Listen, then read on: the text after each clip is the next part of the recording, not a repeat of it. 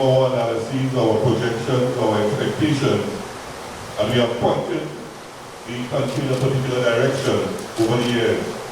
Let me take the opportunity to welcome the comrades from the respective unions. I'm seeing the Banking and Insurance and General Workers Union, Postal Workers Union, the president of the Steel Workers Union, who right now is in a serious battle with respect to ArcelorMittal. We have the Fire Services Association present also. We have a representative from the Oil Field Workers Trade Union.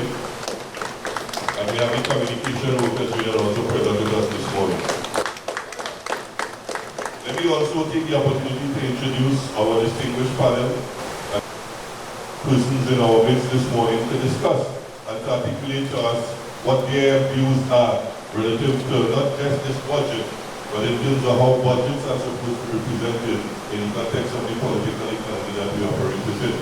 To my furthest right, we have renowned columnist and the head of the now Lloyd Institute, Sister Sunity Maharaj, who has been with us for many years pronouncing on these issues.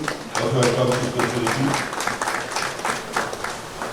Renowned economist, and we call him Comrade Blades. He has earned that title and has not done anything so far to remove it. So, Comrade Hayden Blades is also with us. And we have none other than the political leader of the movement for social justice, former General Secretary of the Oil Field Workers Trade Union, former head of FITUN, former Chief Education Officer of the OWTU, Comrade David who has been pronouncing on these issues for many years. And we are full belief that they are well equipped to discuss issues that are supposed to be critical with respect to the budget presentation. They have been around for quite a while. They have been voicing their concerns over many years. And right now in Trinidad and Tobago, we are at a critical crossroad with respect to our economy. We have been signaling these things for many years, from the trade union movement, from civil society, and from some of these panelists here, over the years that we have been spending more than is absolutely necessary to carry us in a particular direction. And then we had the rampage over the last 5 years, where we went on a spending spree, and effectively we have placed the country at the end of a slippery slope. And we are now at a stage where the working class in particular is now called upon to bear the brunt of the burden of adjustments. The country is really in a perilous state. We are at a place where we don't know what will happen next month, next week, next year in terms of the state of the economy and the delivery of goods and services for and on behalf of the citizens. And as such, it is incumbent upon us as representative of the trade union movement and civil society to make our voices be heard as we position the country in a particular place to ensure that at least the future generations will have something that they can call Trinidad and Tobago. At this time, we are not sure what we are seeing into the future. Successive governments have failed us. They have all engaged in a particular kind of economic activity that has not worked in the best interest of Trinidad and Tobago. And it is our responsibility now to at least point out to them the way forward. And not just point out in words, we must be prepared to take particular action if we have to see certain things realized.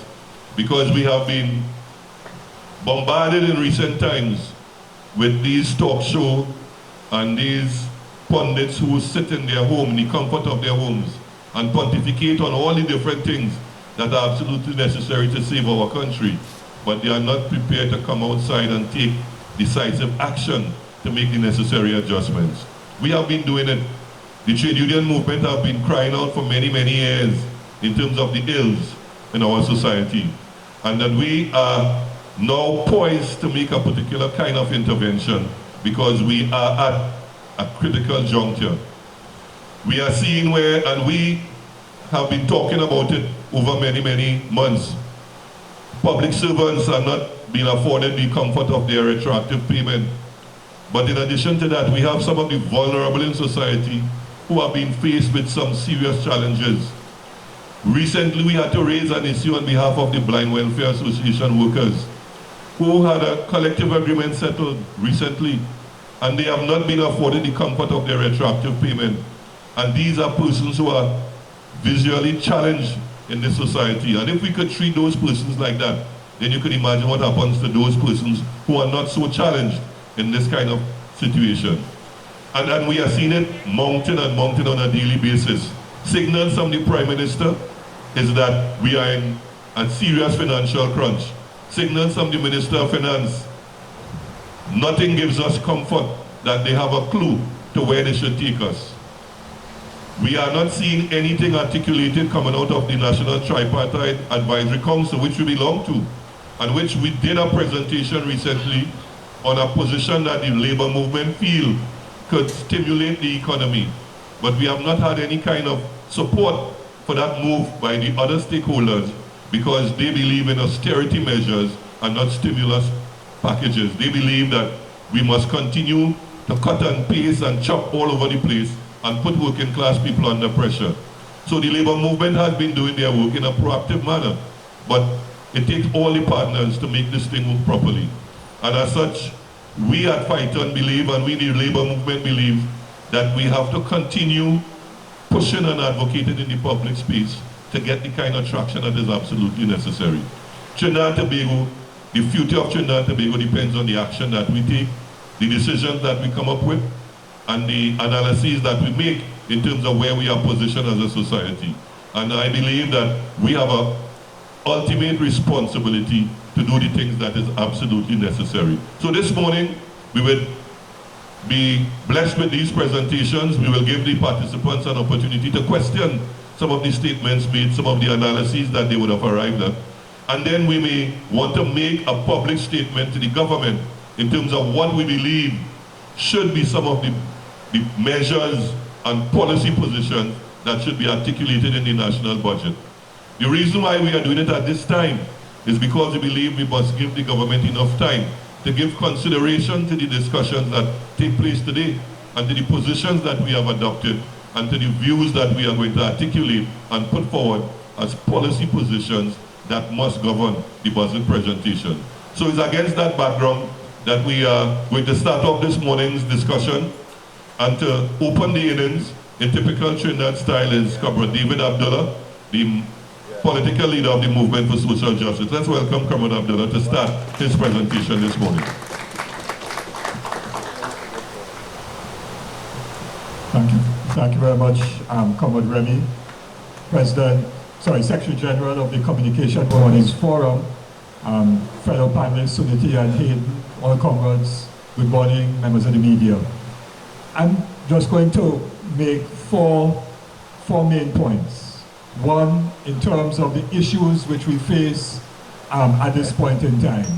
One is the challenge of diversification and transformation of the economy. And I'm saying both diversification and transformation, that's one.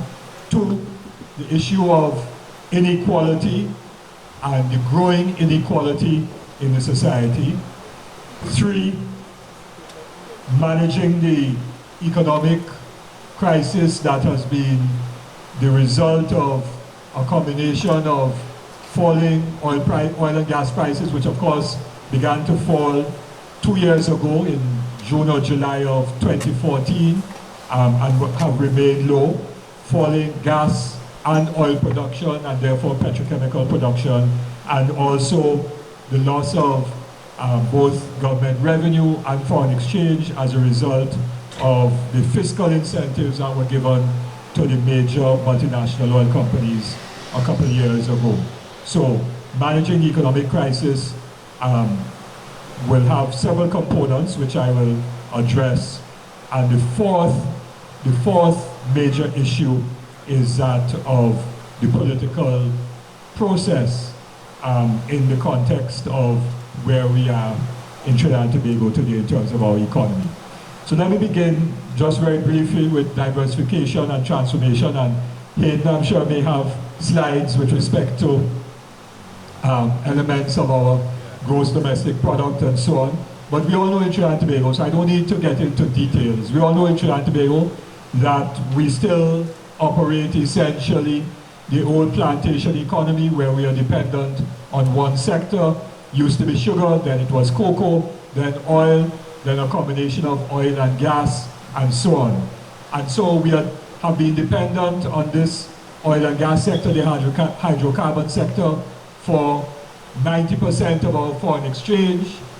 So everything that we consume in this country that is imported, from food to clothes to motor cars to medicines to building materials to the phones and iPads and all the gadgets that we use, 90% of all of that is purchased with the foreign exchange that we earn from hydrocarbons exports.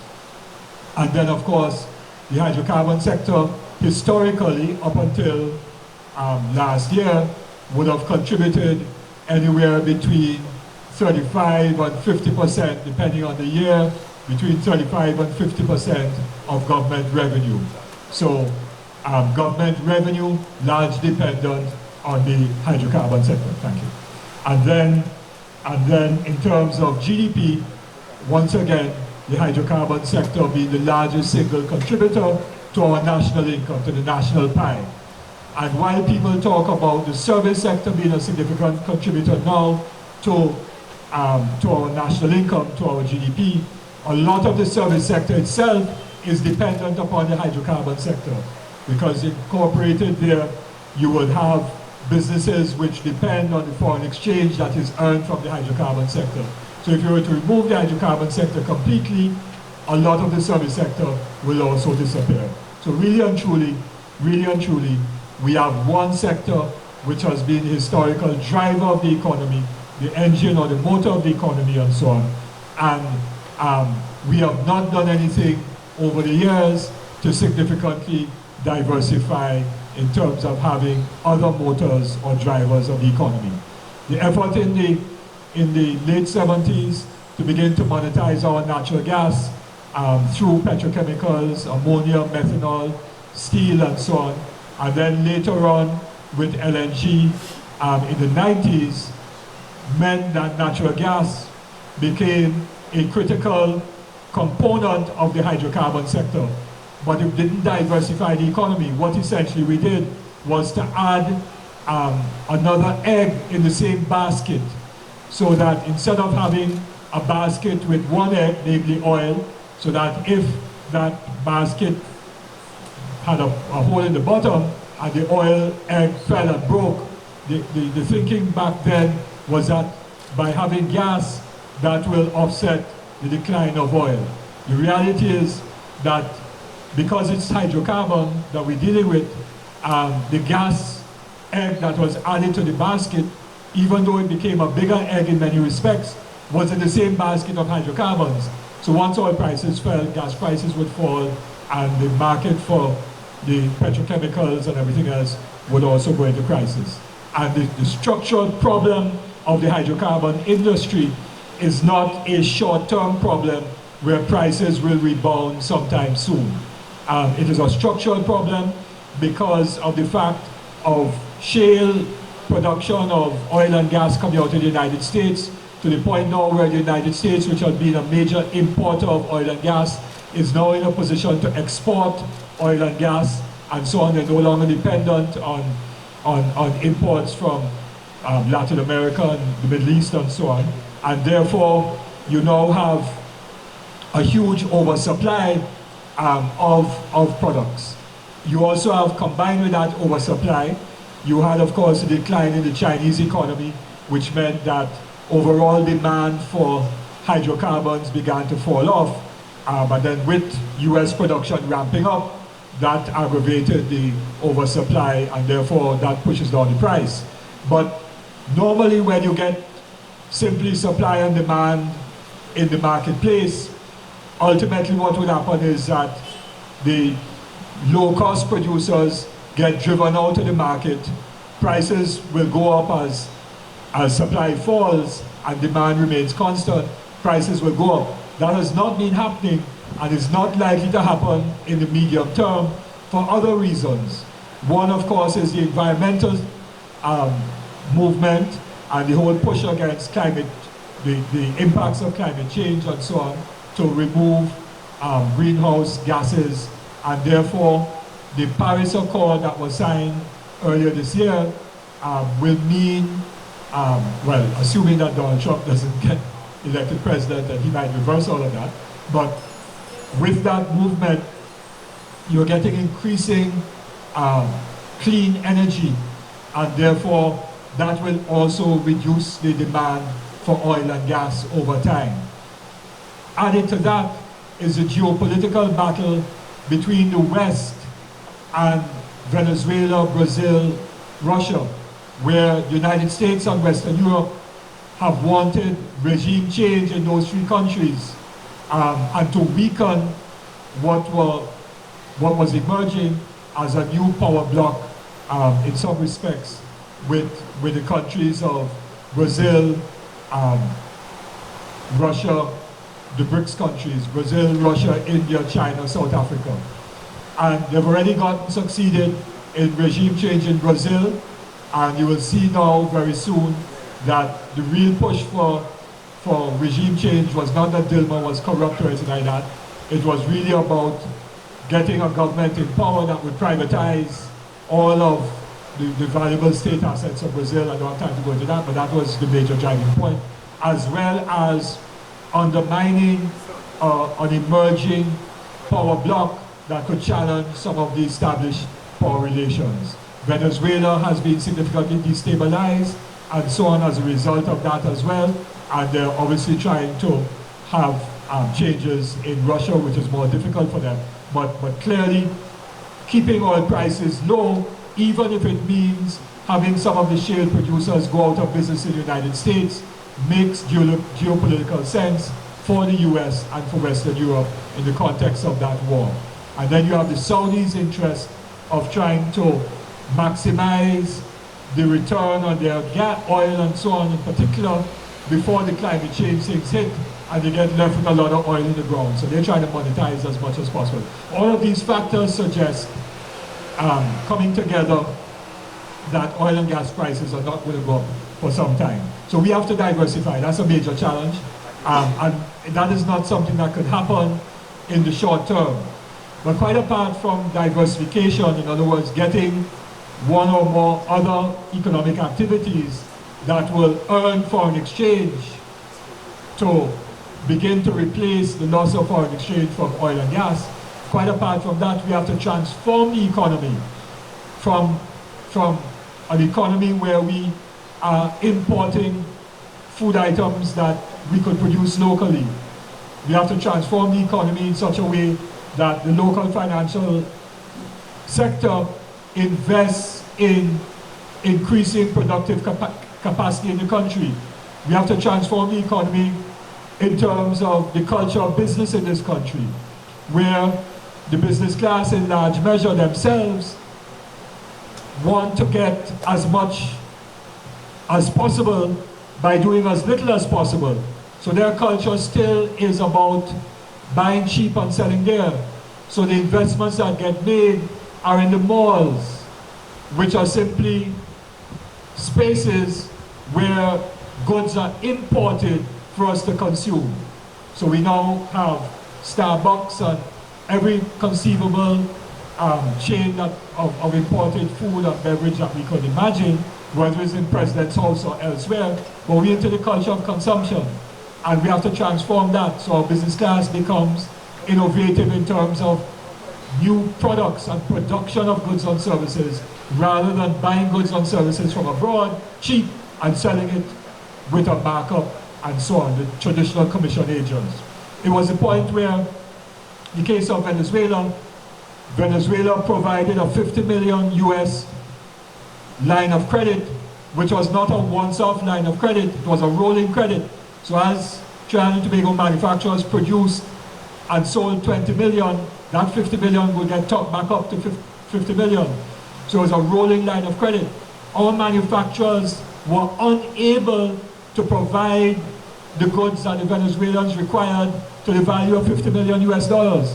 They wouldn't even say, okay, this is an opportunity, let us add a second or third shift to employ more people, because we have a guaranteed market, we get foreign exchange, we get paid in US dollars, we don't have to wait for 3 months or 6 months, because when you sell abroad, normally you have a line of credit, you have to wait 60 days or 90 days before you get your payment. They were getting payments even before the goods went on the plane. They had no advertising costs in Venezuela, no cost of freight or insurance. They had no marketing costs in Venezuela.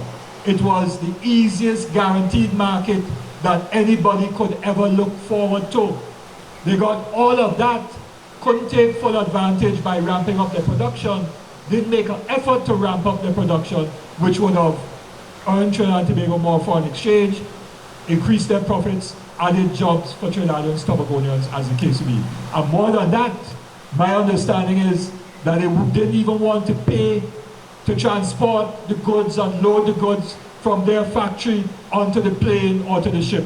So cheap are some of these local business people. So when we talk about diversification, we have to go beyond that into transforming the way in which not only the economy functions, but the attitudes and cultures within the whole process of production, from finance to the kinds of things the business class does, and that also includes how labor is organized and benefits and contributes to economic development as well. That's one major challenge. Second one is inequality in the country. Yesterday, and I haven't been on Facebook for many months, I started going on about 2 weeks ago.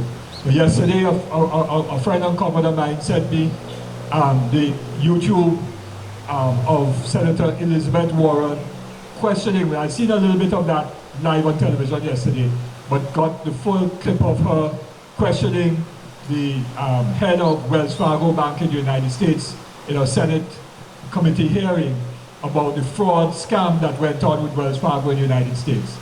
And for those of you who haven't seen it, you need to look at it. You could go on my Facebook page or MSJ's Facebook page, because I shared it there, and look at it.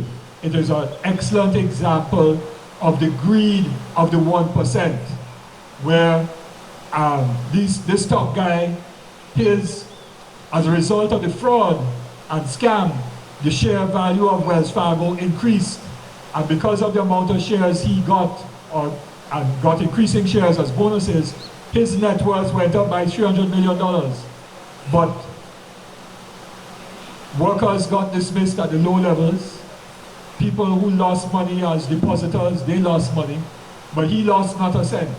And there was another top CEO who got a bonus on top of doing wrong and so on. So you need to look at it, the greed of the 1%. And in Trinidad and Tobago, where, for example, we had Wayne Yip Choi, I'm simply calling his name because it was, the court judgment was in the papers for everybody to read and see.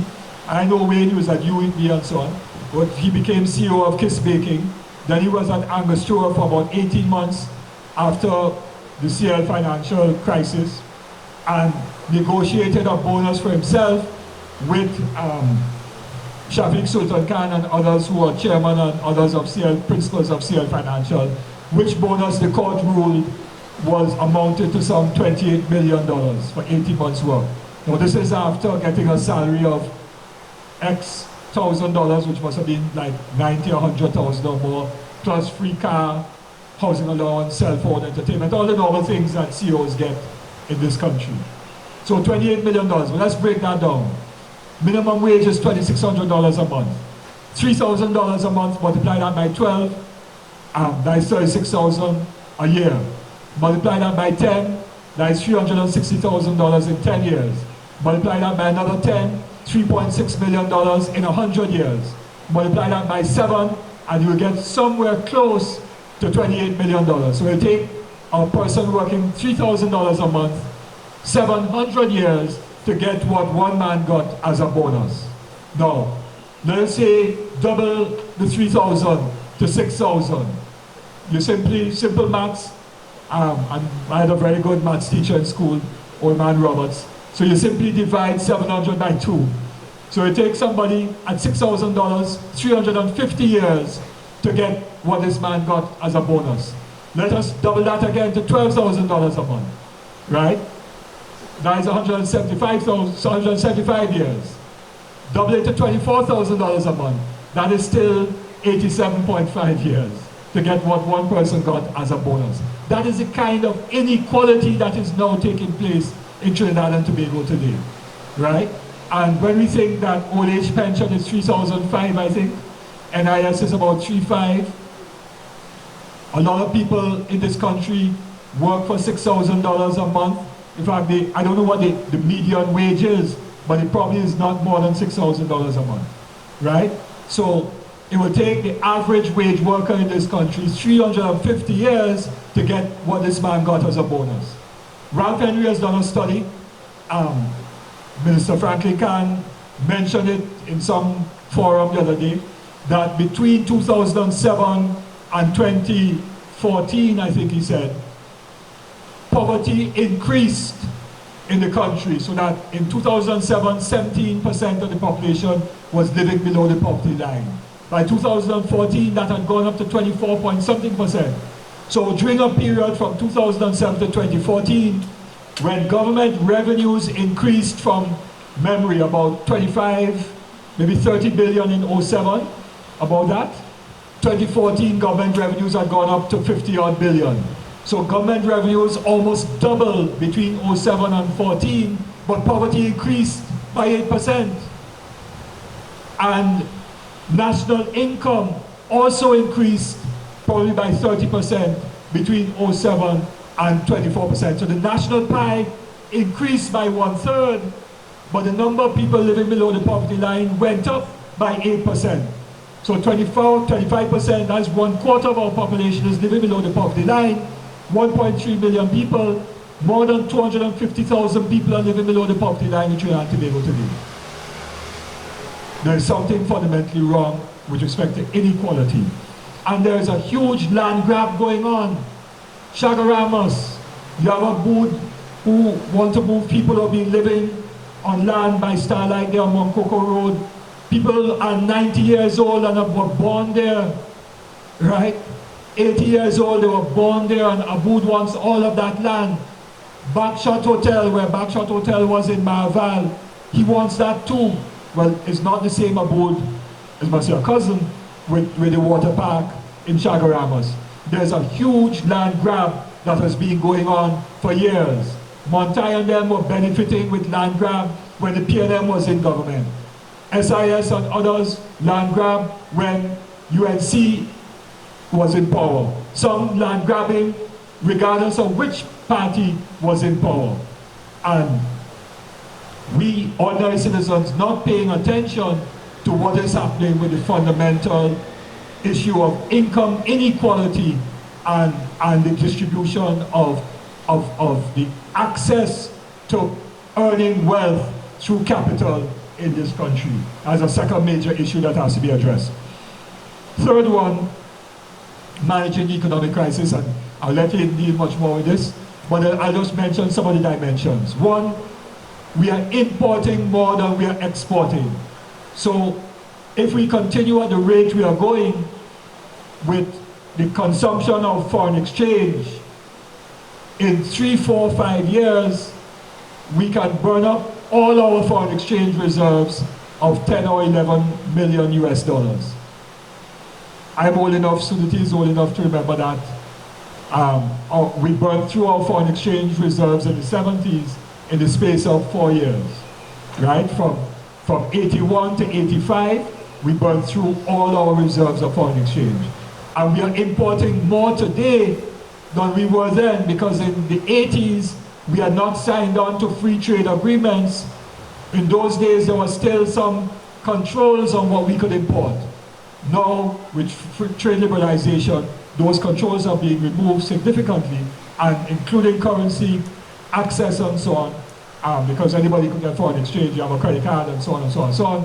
It means it's much easier to import, and therefore we will burn through the foreign exchange, and we are consuming it much more rapidly, and we could burn through our reserves much more rapidly.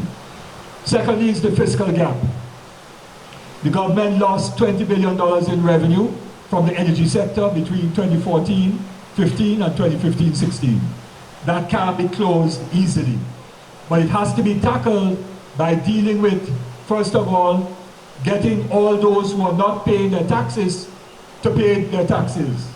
And there are estimates that is anywhere between, different people have different estimates, take your pick, anywhere between 3 and 10 and 11 billion dollars a year that is not collected in tax revenue every year. Whatever that figure is, it will help to close the gap very, very significantly. Not completely, but significantly. And quite clearly, we might be looking at additional taxation for the government to raise revenue and also to maybe reduce demand on some imported goods, motor cars, whiskey. Imagine us spending $100 million in 6 months on whiskey, right? We don't need to drink whiskey in this country in that kind of quantities, for sure. A third key issue is jobs and maintaining employment levels and also ensuring that workers not only have jobs, but they have decent jobs. Jobs that are not paying $1,500 a month or $2,000 a month as part-time, insecure jobs, but people with a certain amount of job security. This month-to-month contract arrangement has to come to an end. We need people who have security so that they could plan for their long-term future, because one of the problems that we're having is that the majority of all the young people who get tertiary education in Trinidad and Tobago, either locally or they go abroad, are not remaining or coming back to Trinidad and Tobago to work. So we are investing a lot of money in education, including tertiary education, and then either no jobs for them or no jobs related to their area of training and skill and expertise. So we have to deal with the labor market. The other issue is growth, and because we have to get the economy back on a growth track, but that requires investment. And you have to now invest in activity that is sustainable and that will expand the productive capacity of the economy, increase our earnings of foreign exchange, and or reduce our consumption of foreign exchange. In other words, we have to replace imports and we have to find products, either new products or existing products, which have to be exported in larger quantities. And therefore we have to mobilize local savings as much as possible, because we cannot depend on other people's investment, multinationals to invest here. We have to find ways and means of mobilizing and harnessing our local funds, be they pension funds, credit union funds, and so on, excess liquidity in the banking sector, and so on. Find ways of mobilizing that into some kind of national development fund, not part of government's fiscal management, but separately managed and so on, that could be used as investment to create a stimulus and in terms of new economic activity and growth, sustainable jobs, foreign exchange. And my last point with respect to managing the economic crisis is the issue of how is the burden of adjustment going to be shared. It cannot be that people who are already barely able to survive, that 250,000 plus people who live below the poverty line, can't put more pressure on them. Because if you do, it is going to burst out somewhere like a pressure cooker in some kind of social explosion. The people who are most able to deal with the situation now, who are plenty fat and so on, and therefore could trim some of that fat, are the people at the top who are the top 10% or whatever in terms of income and wealth.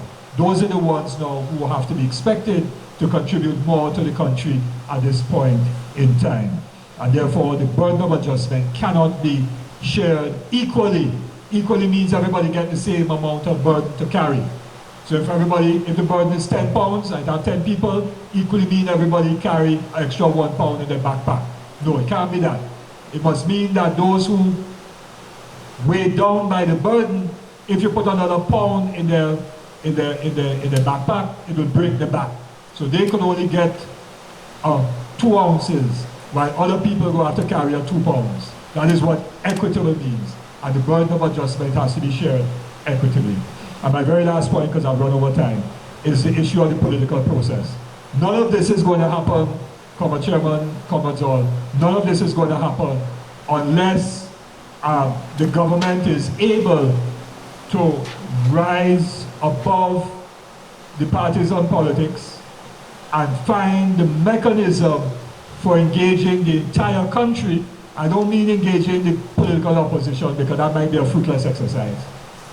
To engage the people of the country, all citizens, stakeholders and so on, in that process of how do we get out of the difficulty. Now, that really is what they should have done and what they should have been doing from September 7th last year to now. And had they done that, then the country would have been in a, and if they did it well, the country would have been in a relatively good place going forward. The problem is they didn't do it. They said in the budget of September, they took advice and they said in the budget in October last year that by the midterm review they would have done that consultation and get the whole country behind a way forward. Midterm review came in sometime in March. Nothing happened in that regard. 6 months afterwards, nothing further has happened in that regard. And therefore, when the Minister of Finance comes and makes his statement next week Friday, we will not be in a situation where politically, and I'm not talking about party politics, politically in terms of a national consensus, there will be no national consensus on how we have to move forward. And therefore, we will, whatever plans the government may have, even assuming that they are positive and good, there will not be the necessary support and buy-in from the whole country to get the thing moving in the way in which it needs to go. And therefore, coming back to that last question, the political question is almost the first question, but I'm sure Sunity will deal with that in greater detail. Thank you very much.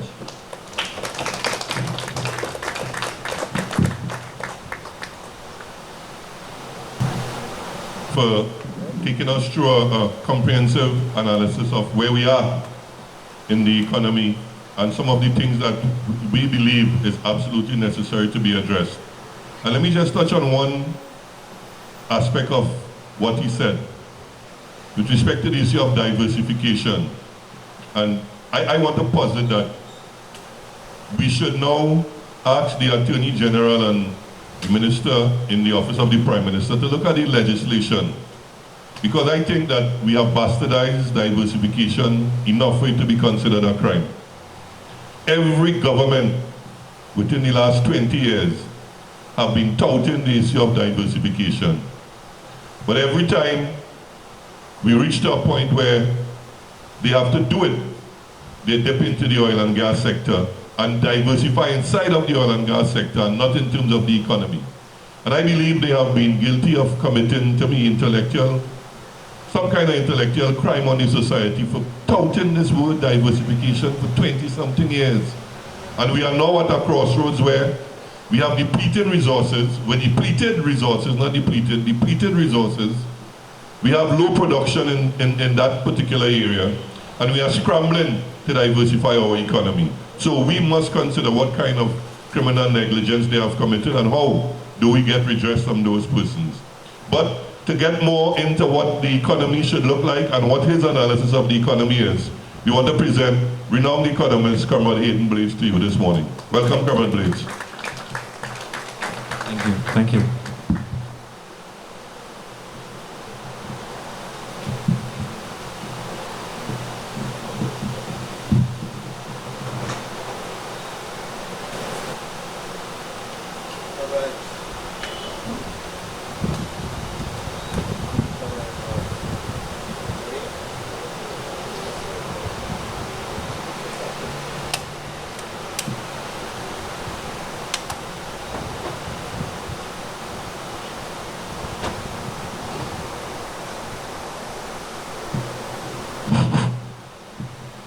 Thank you. Comrade Remy, members of the FITUN executive, panelists, Comrade Abdullah, Sister Sunity Maharaj, Sunita, yeah. Members of the media, brothers and sisters, good morning to you all. I'm just going to borrow about 20 minutes of your time because I think in this kind of setting, it's best we have a discussion. We ask questions, we try to brainstorm certain issues. This morning was a difficult time for me to be here, only because my country is in trouble. And about 3 years ago, I really stopped having these discussions. I stopped having these discussions because we keep saying the same thing over and over again. And it seems as though no matter what is said, we can't see a change in behavior, a change in direction, a movement towards reinventing certain things. There was a time in this country when if you knew that a man get $34 million to do a work and he do nothing, you would shut down the country. There was a time in this country when if a government spent $1 billion to build a stadium that was supposed to cost $300 million, you would shut down the country.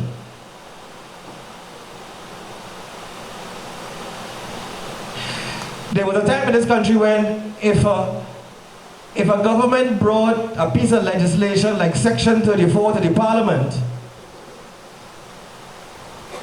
you would shut down the country.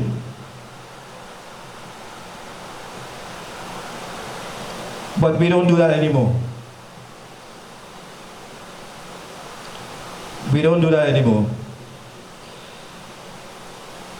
Probably because we're much richer now.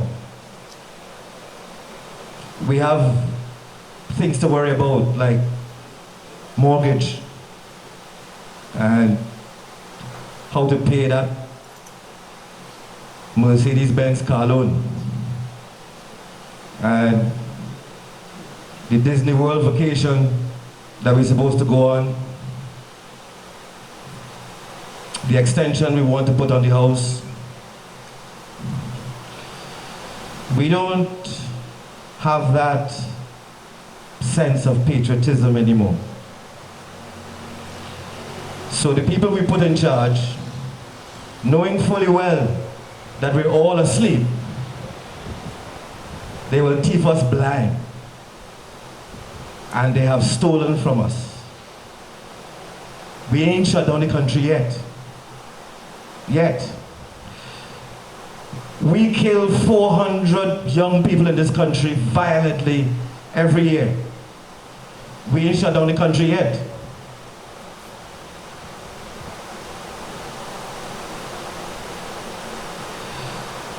But we are here to try and figure out how bad things are. Well, it's bad. It was bad since 2007, it was bad.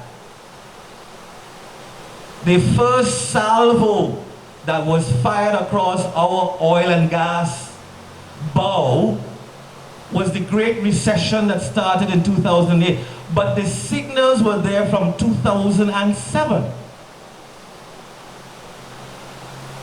2008, when the global financial system started to crumble and the G7 countries had to bail out financial institutions, you don't remember? The price of oil by November, December of that year had fallen from highs of $120 a barrel to about $30-something a barrel.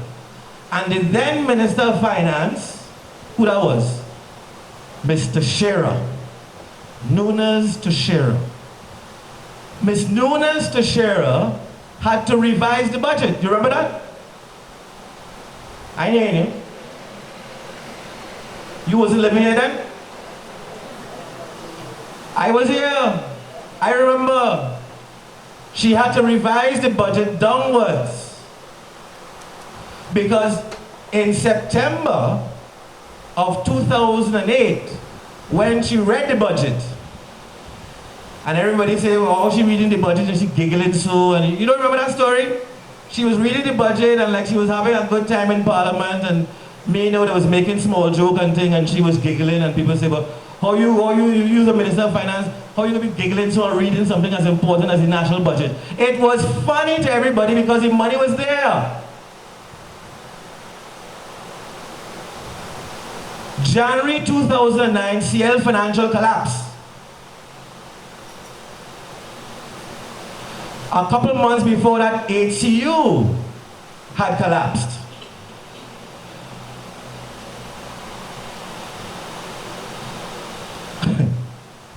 We didn't pay much attention to all that.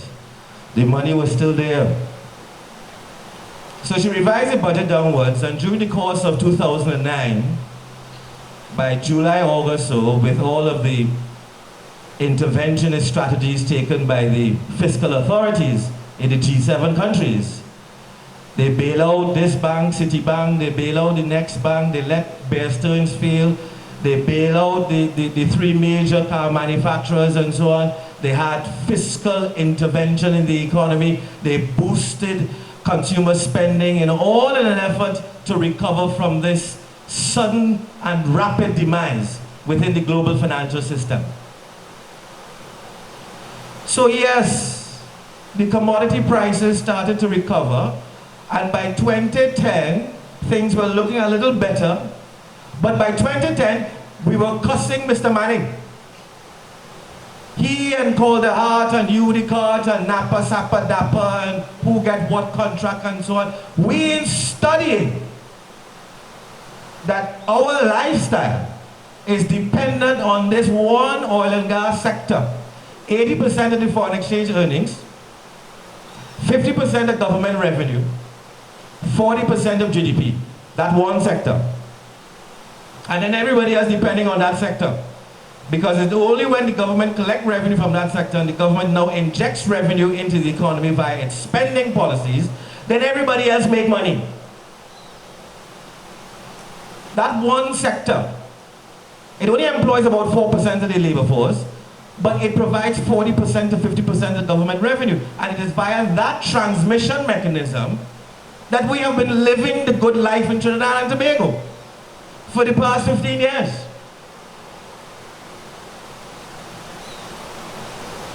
So we cuss Mr. Manning.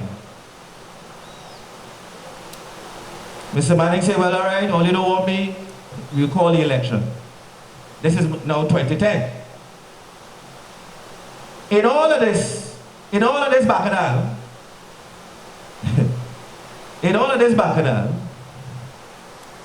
our production levels in the energy sector falling,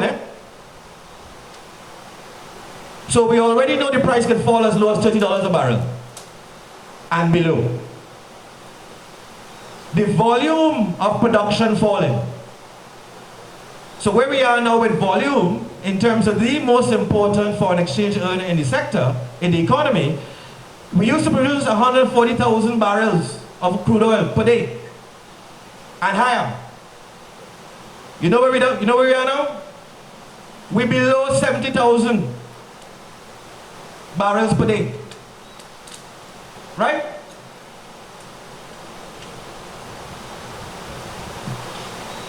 So because Mr. Manning, he called the election. We say we want change. I wasn't sure what change we were actually advocating for, but whatever it was, it didn't involve Call the Heart and Udicott and so on.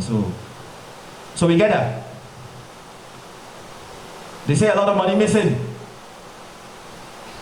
I'm talking 2010, A lot of money missing. People should get locked up. 2010. What's the date today? To me, this is 2016. Who get locked up? Who get locked up? So they call another election 2015. All this time, between 2010 and 2015, we're borrowing money. We're borrowing money to maintain our lifestyles. So 40-something thousand citizens, good citizens of Trinidad and Tobago, get food card, baby grant, increase in pension, expansion of CPEP and URP. Fantastic stuff. Fantastic stuff. That helping us to produce anything new? It helping us to find new sources of foreign exchange? It helping us to create new jobs? For all the young people who want to study all these fancy degrees, where are the new jobs for them? We expand gate. So any little corner house could be a school that could get gate. 600 something million every year on gate. When they graduate, where the jobs? But our expenditure increasing from 50 billion to 55 billion to 60 billion to 63 and something billion. 2010 to 2015, we live in a good life. We borrowing money. They say the debt to GDP ratio low enough. We have room to borrow, so let's borrow. And so we borrowed. Right? And we all had a good time. The price of a house went up from $350,000, 1.5 million. Same house, same area, same land, same neighbors. Eh? Yeah. The good life. Instant millionaires. Once you own a piece of land, instant millionaire. The good life.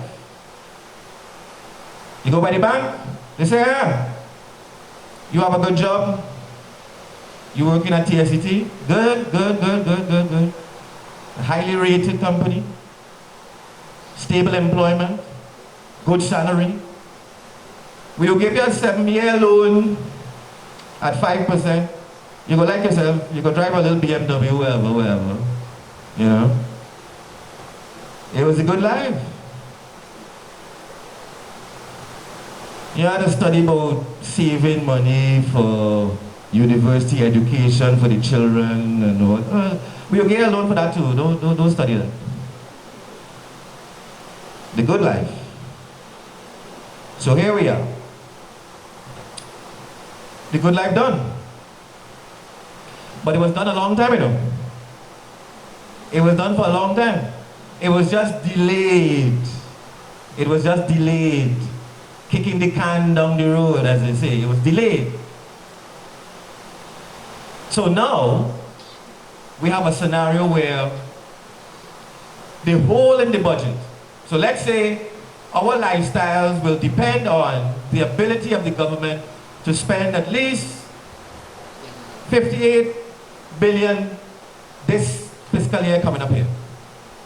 And when I say our lifestyles, here's what I mean.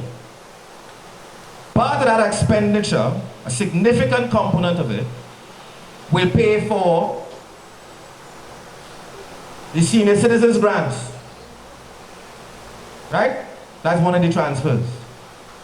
Another part of that expenditure will pay for cheap diesel.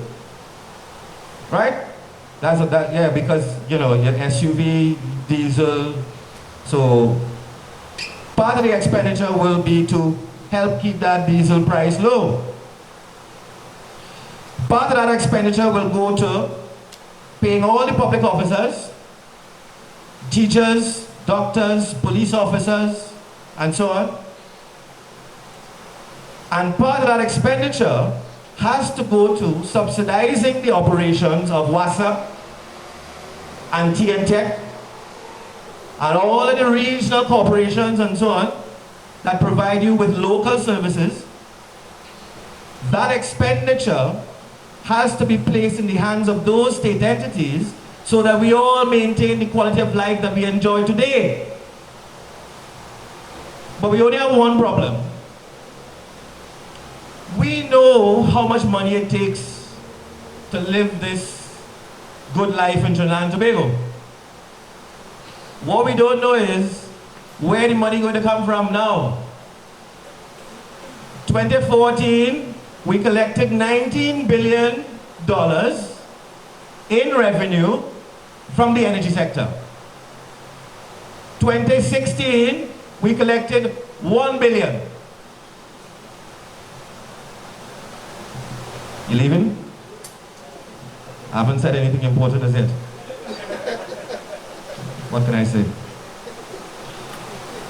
2016, we collected $1 billion from the energy sector. So let me say Trinidad and Tobago is a two-income earning family, right? And life is good. So we have two sources of income. We have energy sector, we have the non-energy sector. The energy sector just lost you up. So now we are a one-income earning family. What you do when you become a one-income earning family, when you're accustomed to living as a two-income earning family? What adjustments do you make? What adjustments do you make? Well, here is the adjustment that we have to make. One, the expenditure will have to change. And yes, by change I mean it has to come down.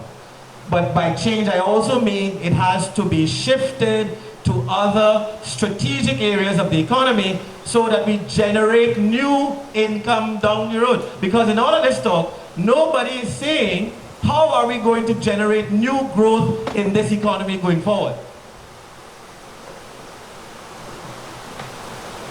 So the expenditure profile has to change. That means that we have to end up spending less because we can't continue borrowing to keep living our lifestyle. So, where do we cut? Next week Friday, the Minister of Finance will indicate where we cut. Well, we cut part of gate. So the gating kinda, that is on the table already. So that gets some cuts in it. That is not going to solve the problem. Our problem is a $15 billion problem. Or even higher, depends on how the numbers turn out for this rest of this fiscal year. So that gating might save us about $200-300 million per year. So we're nowhere near the 10 to 15 billion cut that we need. Where else you want the government to cut?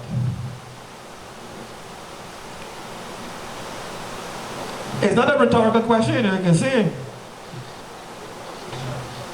Importation? Importation of what?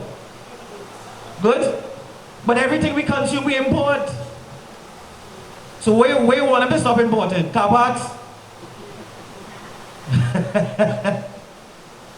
Where you want us to stop importing? Look, the way things are, we're all going to have to adjust. So government expenditure has to come down. That's one part of the story. The other part of the story is government will have to find new sources of revenue.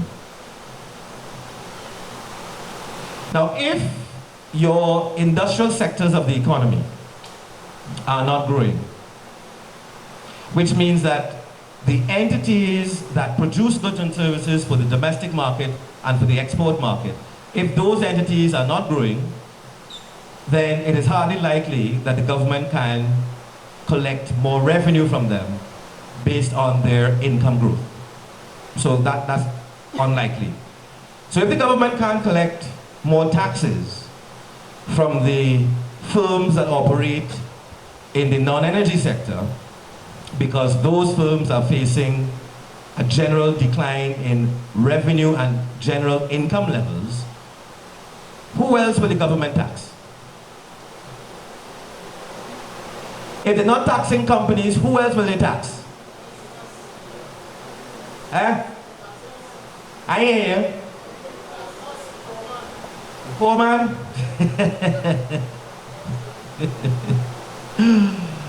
Yes, we are the ones who will have to bear part of that adjustment. Comrade Abdullah talked about the need to share the adjustment equitably.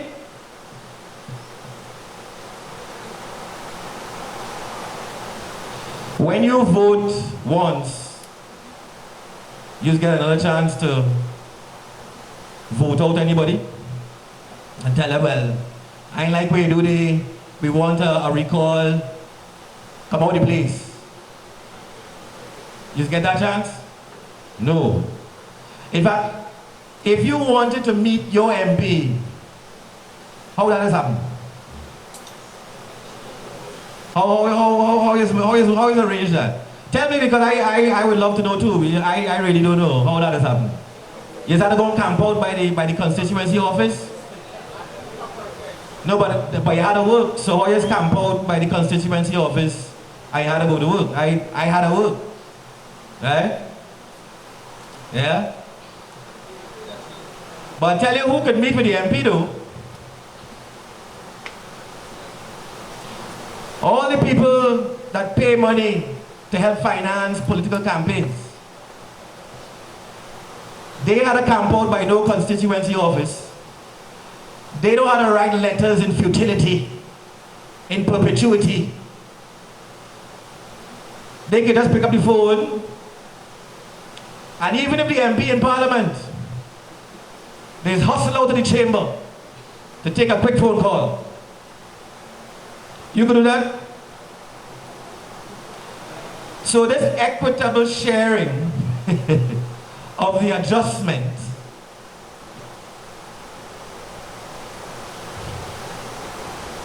mightn't happen as you expect it to happen. So let me wrap this up for you. You see that diagram there? That diagram indicates exactly how a typical economy should work. At the top there you see total expenditure. That total expenditure arises as a result of the fact that we all have needs.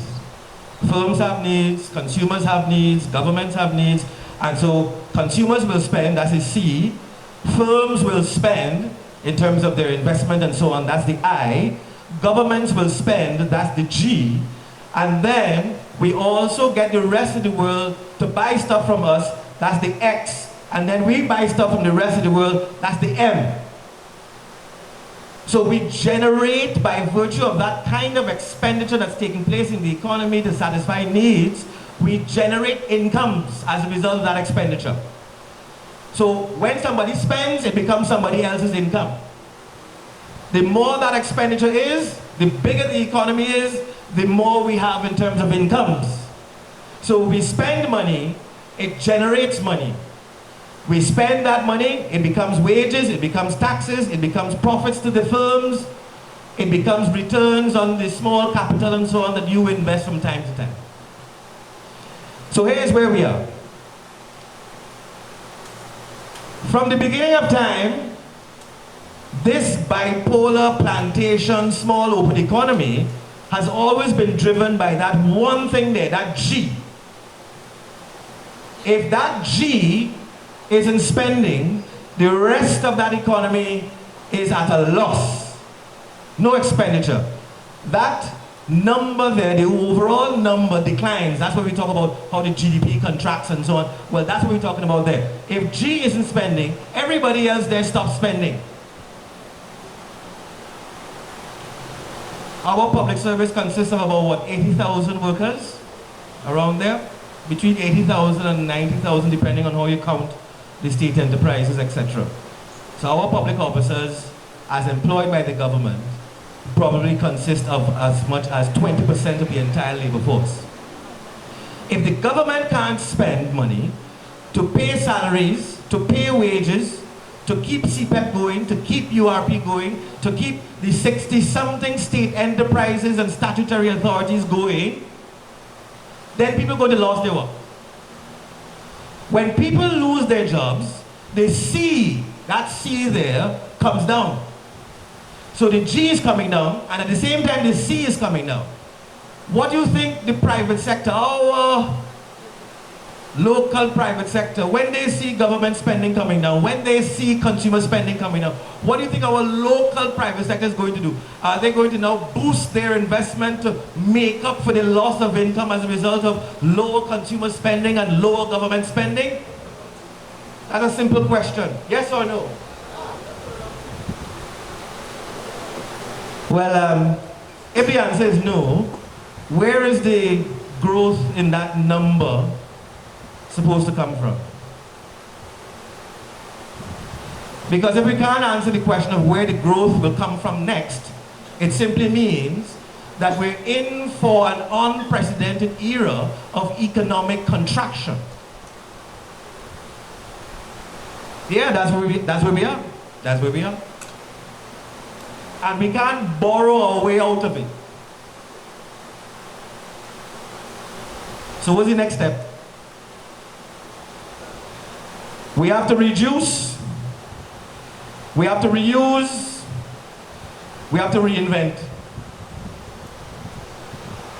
If this broken to teeth era does not convince us that we have to transform our economy and our society, then nothing else will. Nothing else will. We have to transform the economy. We have to transform the society. And I'm sure Sunity will tell you about the transformation of the political governance, because it's G that drives the economy. And it's our system of political governance that holds sway over a significant component of our resources. They collect the returns from our national patrimony, and then they decide how to allocate it. They sit in Parliament and decide how to allocate our money. And they could allocate it, they could spend $7 billion to build a highway that didn't finish and it's falling apart. We wish we had $7 billion now. They could spend $1 billion. I drive past it this morning again. The stadium. The Brian Lara one. $1 billion. I think there's whole fat day now in the car park. Yeah. Yeah. That's a day. Yeah? So our resource allocation has to change. And for that to happen, our system of political governance has to change. Has to change. You have no say whatsoever what the minister will put in that budget come Friday. But the fellow who contributing to the party during election time, he have plenty to say about how your money going to be spent.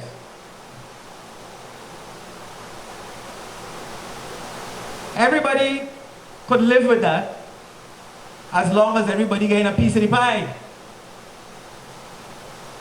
As long as you could get decent housing, a decent wage, a proper motor car, the occasional trip overseas and so on, these things could slide. What has happened when the pie shrink?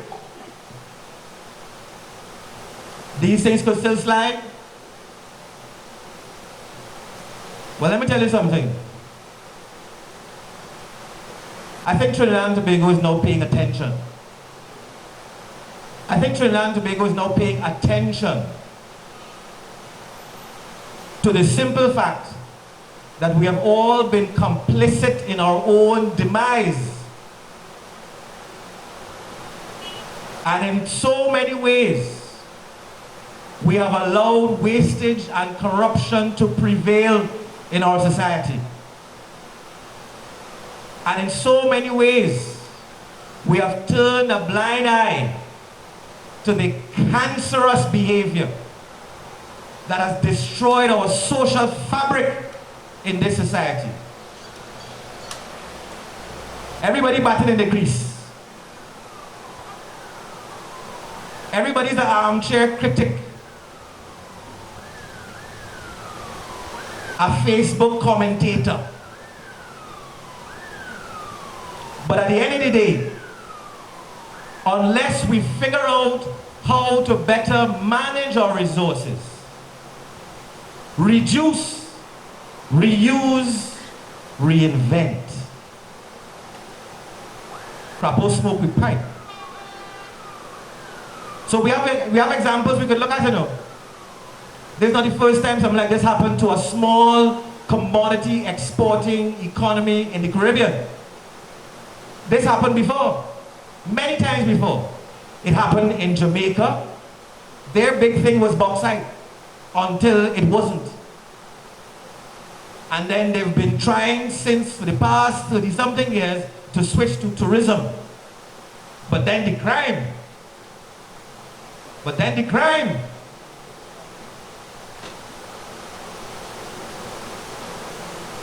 It happened in Guyana.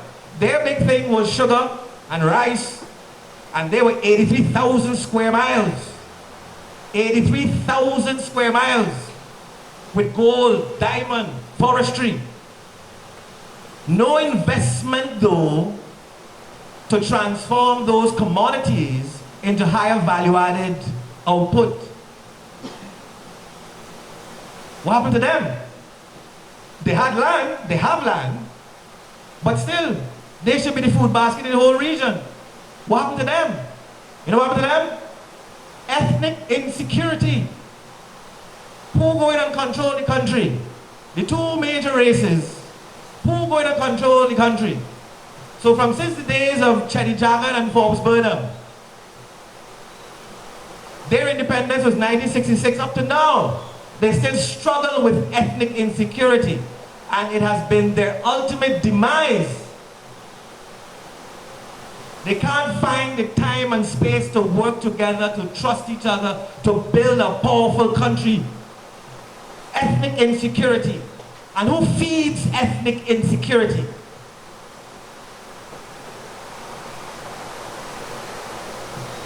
Anyhow, so right now we're broken to teeth. And we have to find new ways forward. I see members of the CWU here. TSTT and so on has to be that strategic partner in the new strategies for growth in Trinidad and Tobago, providing that platform upon which we can provide new services to the world, where we can start exporting things like health services via the internet, education services via the internet, which means we need reliable infrastructure. Anyhow, Ms. Maharaj, you're next. Thank you, everyone. Yeah, let's put our hands together for that stirring presentation by Comrade Bldg. I think he touched all of us in terms of the appeal. And you know, he ended by talking about, and this is something we have been championing for years, the critical importance of the telecommunication ICT industry to economic development going forward. And when I heard Comrade Bldg spoke, you know, we have not shared this discussion. It suggests that we have been also articulating something that is absolutely important for us going forward. We would not give up on that objective and that mission. We will not sit down in our armchairs and criticize. And we will not be a Facebook trade union. We will be outside there in the faces of any government, pushing forward to ensure that the significance of the telecommunications sector is not lost to us. we are at a critical juncture, and I want to just mention it. There's a development that's supposed to take place very soon. We need to pay attention to it. In 2015, Cable and Wireless was mandated to sell its 49% shareholding in TSTT. They were given 12 months in March 2015 by the Telecom Authority because they engage in anti-competitive, and we call it corporate prostitution. We make no apologies for saying that again. When they purchased Columbus while they were sitting in the boardroom at TSTT, and as against the protest by the Communication Workers Union, they were mandated to sell their 49% shareholding. They were given 12 months with an extension of 6 months. That 18-month period would expire on the 26th of September 2016. And up to today's date, we have not heard any statement as to where we are with that purchase or with that sale.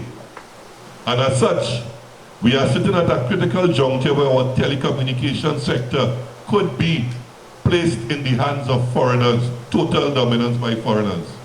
And as such, because of its strategic importance to economic development and the national security, education, health, and all those different things that we have been articulating over the years, we stand the possibility of having that taken away from us and placed in the hands of foreigners.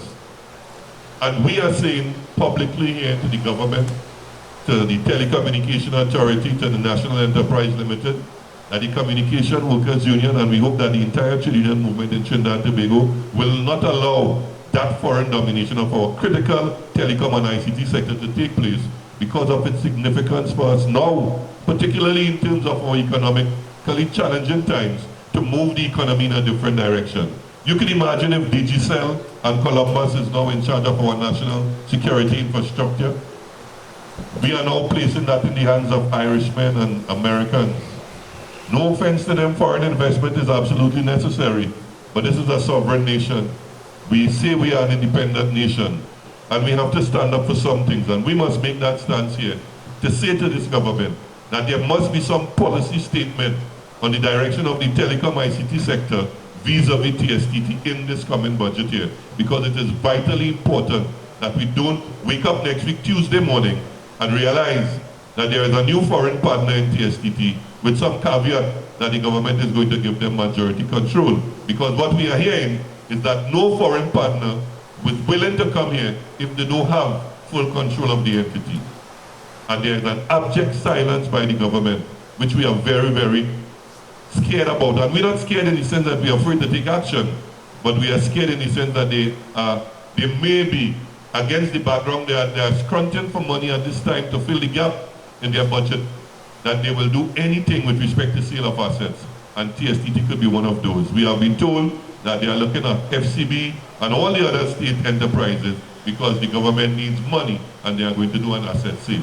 As a trade union movement, we must take a particular stance against that. So thanks, Comrade Blades, to open our eyes in terms of that. And there was one other thing you mentioned that is important to us and to me in particular, the issue of savings. And we are appealing to the government again. I show every person inside there, if not everyone, 90-something%, are members of a credit union and would have been privileged to be enjoying a particular standard of living because of their presence and their membership in a credit union. And we are appealing again to the government. There was a tax incentive for savings in the credit union sector that would have encouraged us to save more locally, right inside here and build the economy, and that would have been able to have a capital base to do that same development fund that Comrade Abdullah is talking about. So we see all the linkages. And we are saying that the government should reintroduce that tax incentive on savings in the credit union. We can determine the limit of savings, but the most important thing is we need to encourage our citizens now to save once again so that we can build back our capital stock in Trinidad and Tobago. So those are some of the things that came out of those two presentations that I just wanted to touch on. So thanks again, David and Hayden. Let me just apologize if David you see David departing the head table. He has to do another presentation at the UTT South Campus in a while, so we would excuse him when he decides to leave. We will take the opportunity now to bring to the podium to complete the triumvirate of presentation this morning, Sister Sunity Maharaj, who is going to talk in her own style about what she believes is absolutely necessary from a governance perspective. Let us welcome Sister Sunity.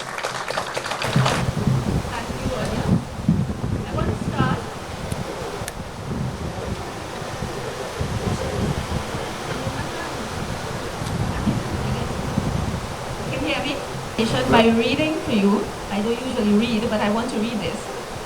The second principle of the Constitution of Trinidad and Tobago.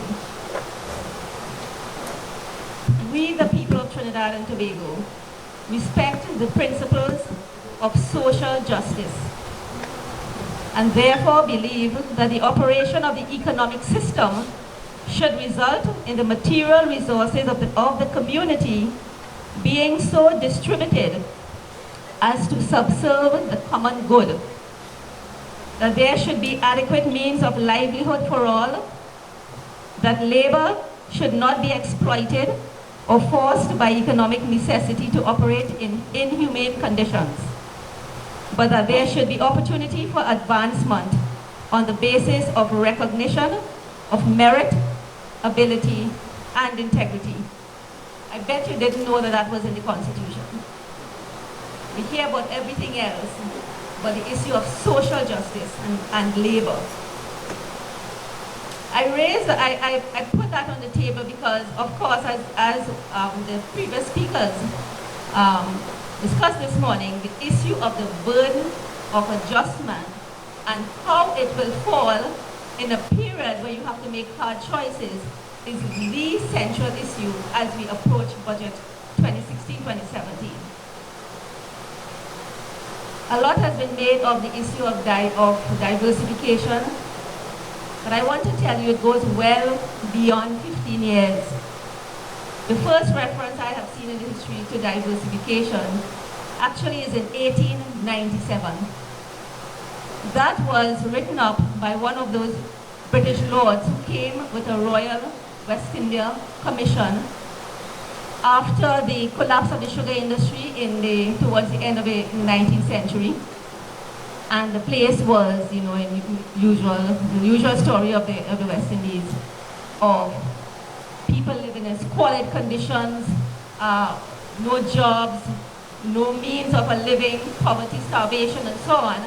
And his team came, did a survey and analysis, and put the issue of diversification squarely on the table. That was 1897. We have always known. We knew it when we were sugar, sugar was our staple. When we made the transition from sugar to oil, we knew it again. When we moved from an oil economy to a gas-based economy, we knew it again. So the issue is not to say we need to do this, but to ask ourselves why it has not been possible for us to do what is the obvious. It is obvious that you need many different strategies for growth.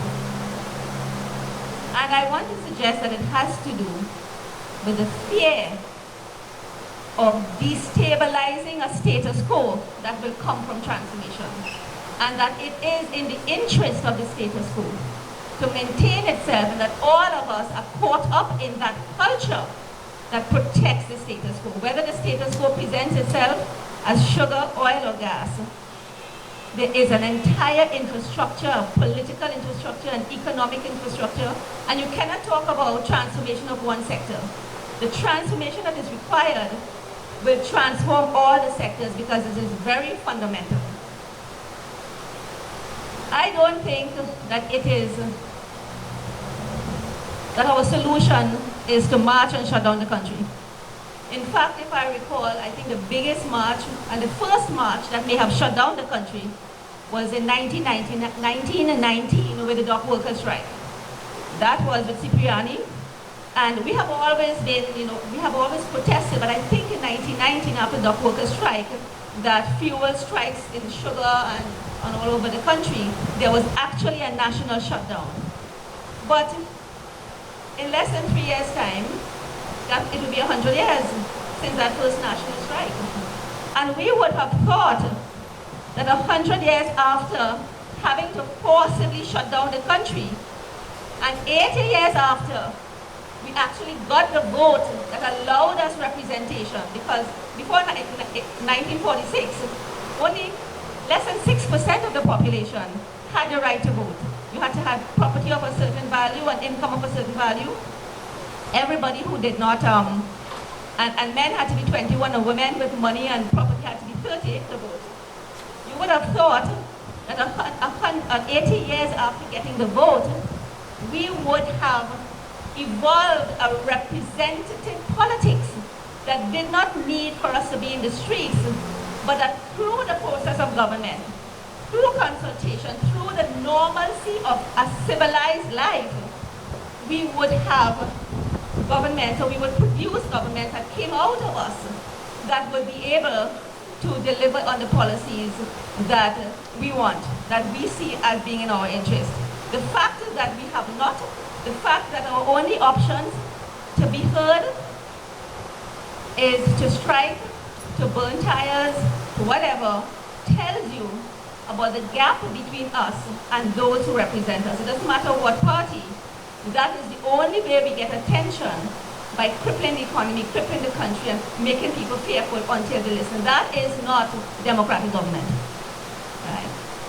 So the question for me is why? Not to state the obvious that we need diversification, but what is it that prevents us from moving along that path? And I come to the status quo. I come to an interest in the society that, under threat, protects itself. Under threat, co-opts those things that threaten it.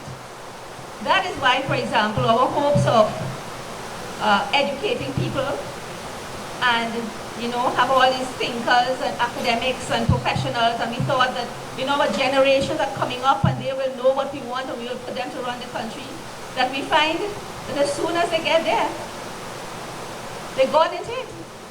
Right? It is not the small percentage of what we call Trinidad white or the French Creole or the whoever that actually is sitting down and saying application denied, you can't come in today, nobody whatever, who's saying, who are part of that styming of the country, who are collecting the $1 million, $100 million legal fees, who are working in the public hospitals, investing in private hospitals, taking the equipment from the public hospitals and putting it in the private hospitals, who are all property developers and so on and so forth. It is our children and our grandchildren in whom we invest in hope, and the question is why?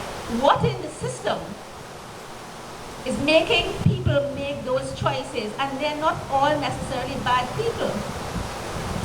But it is because the reward system, the reward for joining the status quo is so high, and the disadvantage for being out of it is so great, that people do what they think is in the interest of themselves and their families and their children. All of us know that our country is run by a contact system, that this is not a rights-based system. Now, a rights-based system will not require you to know somebody to get treatment in the hospital or get your passport in due process. A rights-based system will say, this is how the system works, and you can close your eyes, do your thing, go home, and it will deliver. But we do not come out of a rights-based society. We come out of a society where there were no rights for almost all the people. First of all, you were not people, you were property. And that history and that culture has not been transformed, and this is where the transformation comes in. For us to get past the contact system, for us to insist we are doing things the right way, means that we are willing to pay the penalty while everybody else make the phone call, pass a few dollars, and they go ahead and they pass it, and they laugh at you behind there. Now, that almost defies logic. Now, few of us defy the logic and we look stupid, and we don't have the car and all of those things, and we're cool with that, but a lot of people have to answer to their families as to why you're not doing what is the obvious thing and everybody getting ahead. So it's, in their world, it is a reasonable decision because they will tell you that is how the system works. And I do not think that transformation is going to be possible from the top down. I don't think we can ask governments and leaders who are the product of a system to be the ones to change it. By definition, that is not going to be possible. How would they do that? They come out, I am sure, governments go in, and the reason that we have not seen anybody in jail for all these white-collar crimes is because it sounds easy in opposition, and when you're into the campaign and you see one party has all the money, and they buy out all the TV time and all the newspaper time, and they can run the free maxis and the free meals and the t-shirt and whatever, and they'll change, and you know that that is what is going to determine the outcome of the vote. What do? You don't stand up and say, well, no, we're against that. I mean, you should, but your people, the ones who support you, want to win. And so they say, let's go down by the road by the businessman, so, and get some money so we can have a counter-offensive.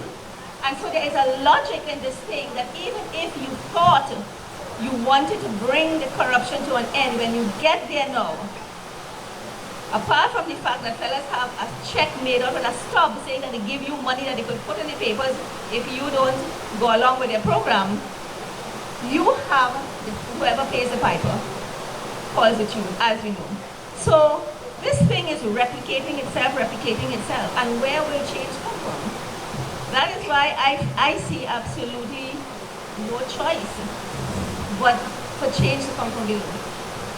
I think it has to start from organizations like trade unions, credit unions, associations, professional bodies. I think the political parties have failed us. We got into party politics, and that is one of the things that Dr. Eric Williams brought in 1956. That before that, they did not even record parties in the election results. It was individuals, even though they claimed to be on a party. But it was 1956 that we got into party politics. And the political parties have failed to be an instrument of political education. And I'm talking here about education that helps people to understand, to have enough information to understand or to make decisions about what should we do in the management of the country. What should we do when we have a crisis as we have now? All the efforts have been expended in propaganda. So your party gets together and your people are asking about the jobs for people, how are we going to be this other person, and so on and so forth. But they are not talking about what is the core issue with the health sector. Or why is the food bill so high, and what can we do?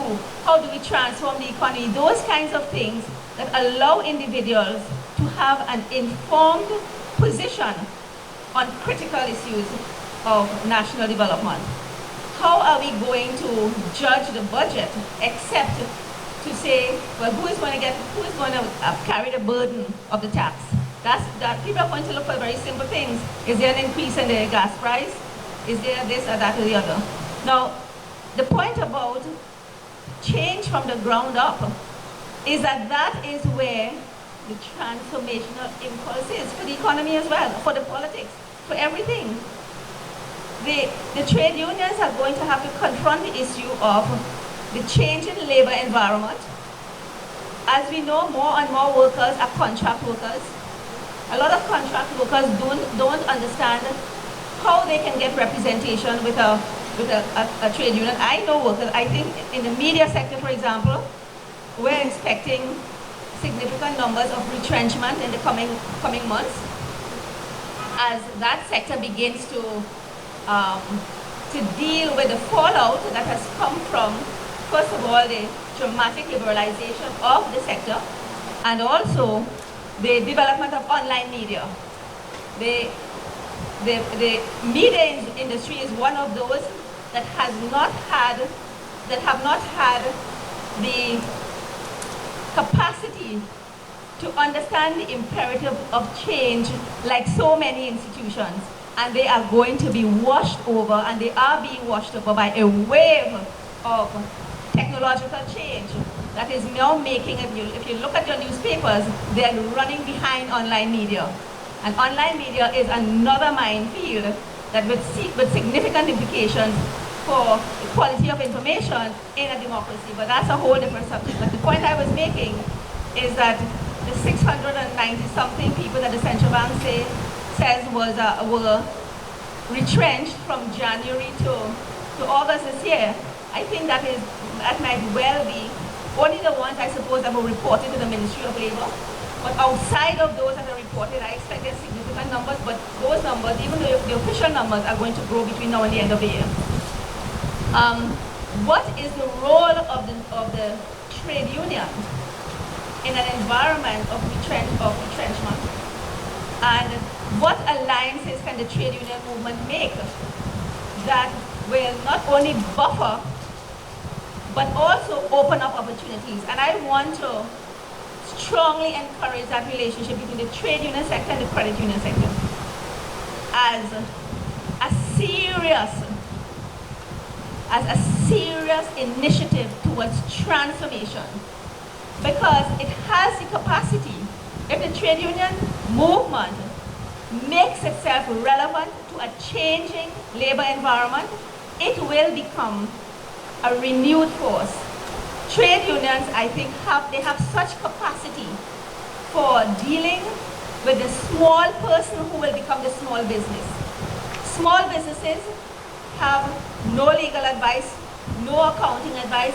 Very many people are making enough money to make a living, but they're making it on a marginal basis that cannot allow them to afford the kinds of support system and the infrastructure that big companies have. And I think that this is an opportunity for trade unions to reconceptualize their role as a provider of services to a plethora of small businesses, that they can represent small business in dealing with big business, in dealing with the state, in dealing with clients, and so on and so forth. And I think the nexus to develop with the credit union movement brings into play the financial support that the government is failing to give the small business sector, except they see small business as welfare. And so it's always giving you some kind of little money, and they figure that's money they could lose. They just write off that, they figure they will never collect it, but they give you to hold, and people say, well, I get a little money, I buy a little car, and the business at work. But it's actually generating income to take a business from a 1 person to a 2 to a 3. That support is not there. And if it is there, people do not know how to access that in the same way that so much money is being wasted because there is not adequate public information. There is not an investment in helping people to find things, and the whole government administration is so office bound that where you need people operating all over the country in communities, you don't see them. The services need to be where people are.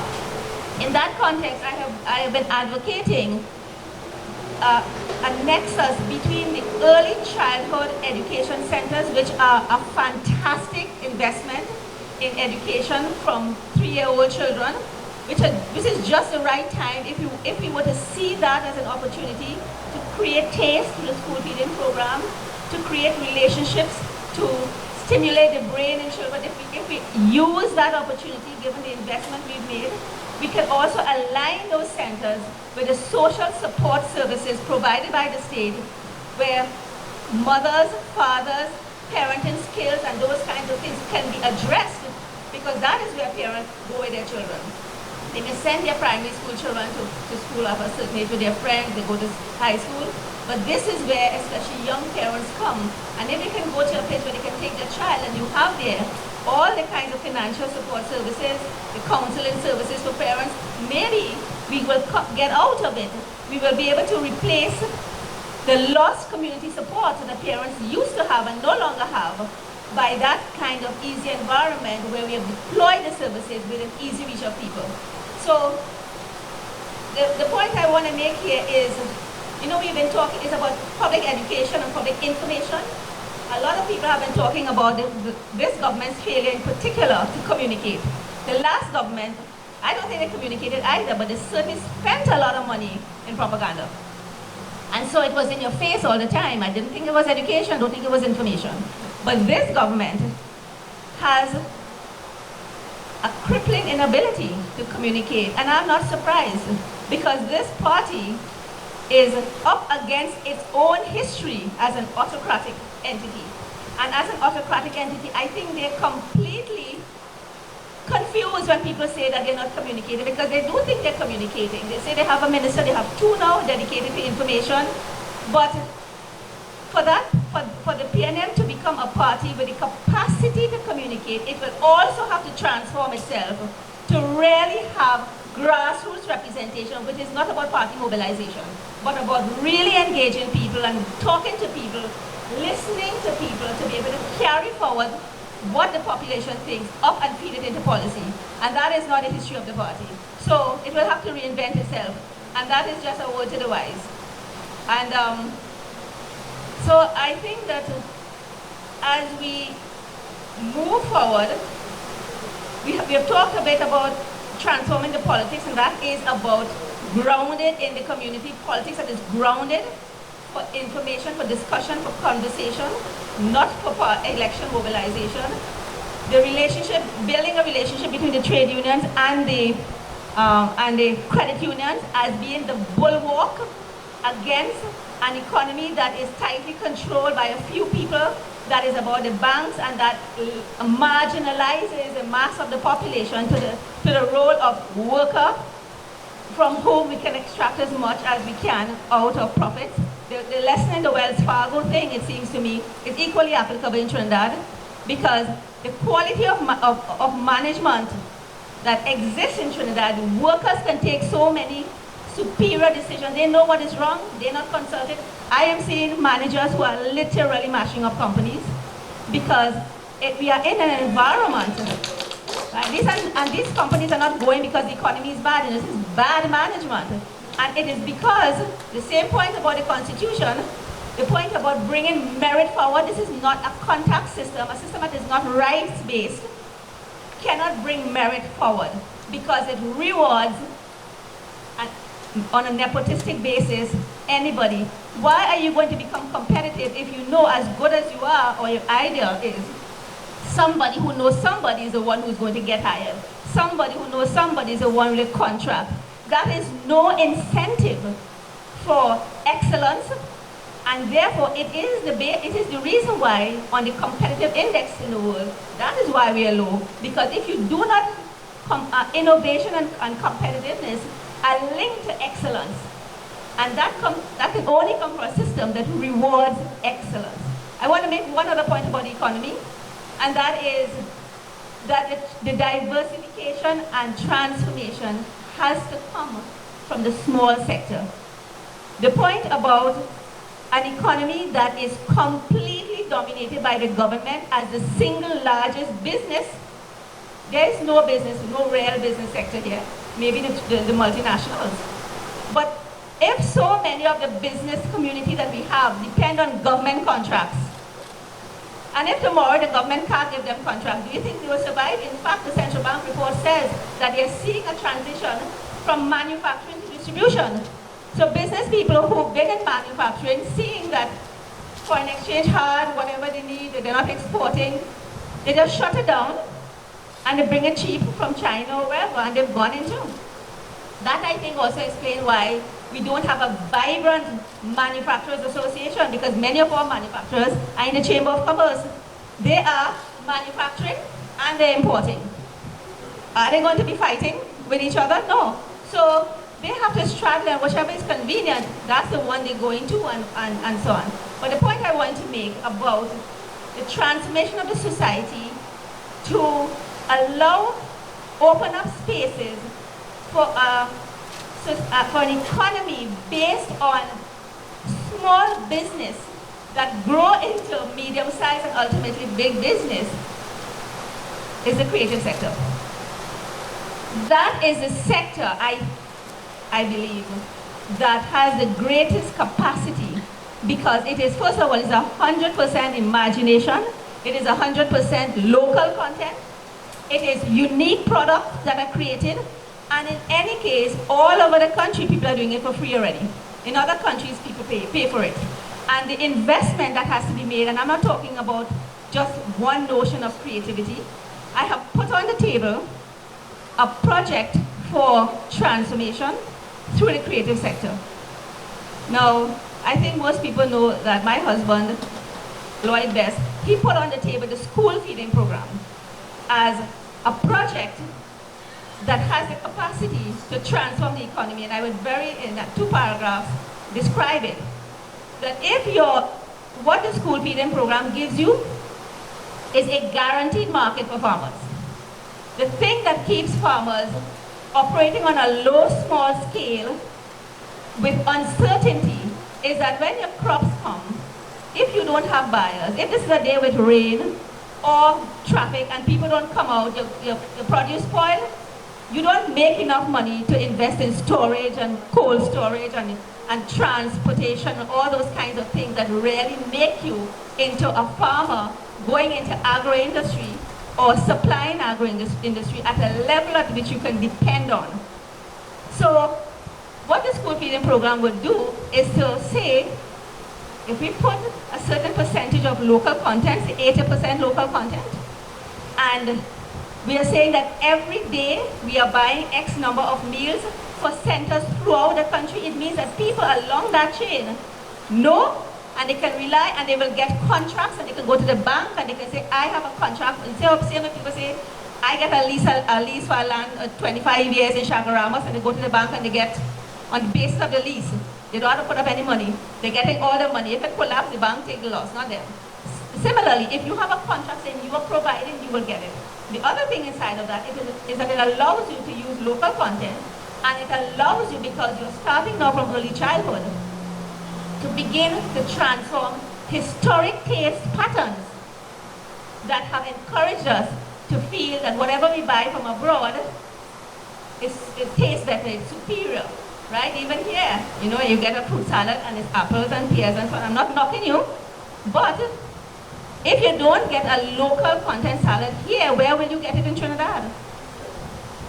Because this is the group that believes in these things, right? And so every dollar that you spend, and so his idea was the school feeding program. It is not only about farmers, it's about agro-industry, it's about the service sector, or the dietitians, the people who have to make napkins, boxes, and all those things, that you build an industry, and the industry also is one that has planned maintenance during school holidays, where you can say you close down, you clean up, you fix, you repair, and you come back on and so on.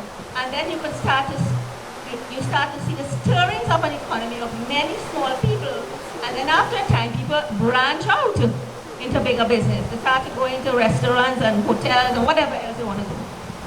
My proposal on the table is the stimulation of the economy through the creative sector. And the proposal is to transform the entire school curriculum from early childhood right through to university onto online.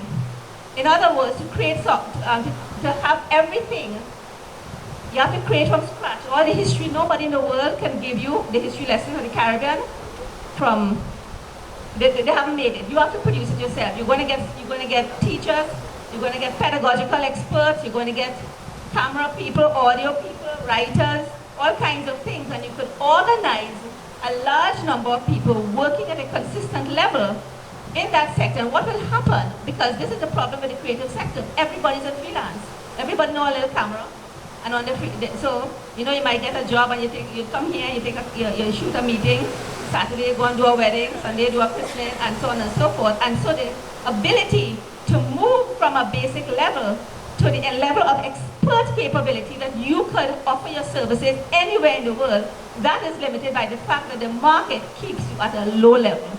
So you need, just like he was suggesting, that school feeding will give you ongoing and guaranteed work day in, day out to allow an industry to develop. I'm saying that utilizing the people we have all over the place in the freelance basis to begin to transform the education system and bring it up onto a modern speed will do the same thing for different sectors.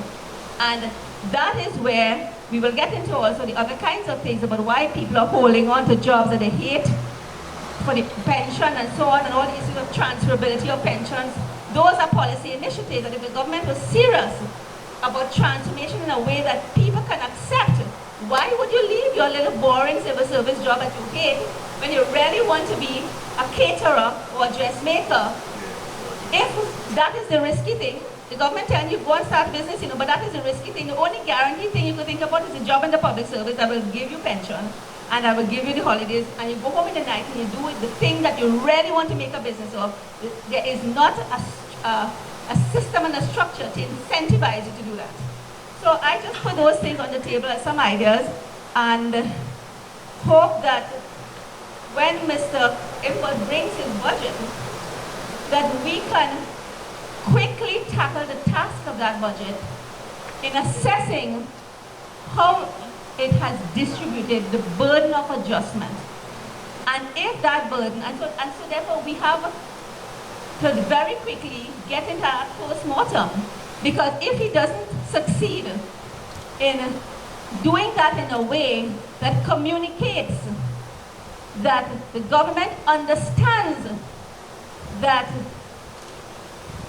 the burden is unfairly done, that the burden as it exists now, the structure as it exists, favors those at the high income end and does not favor those at the other end. If we do not see that, nobody is going to trust any hall in the country to tighten your belt.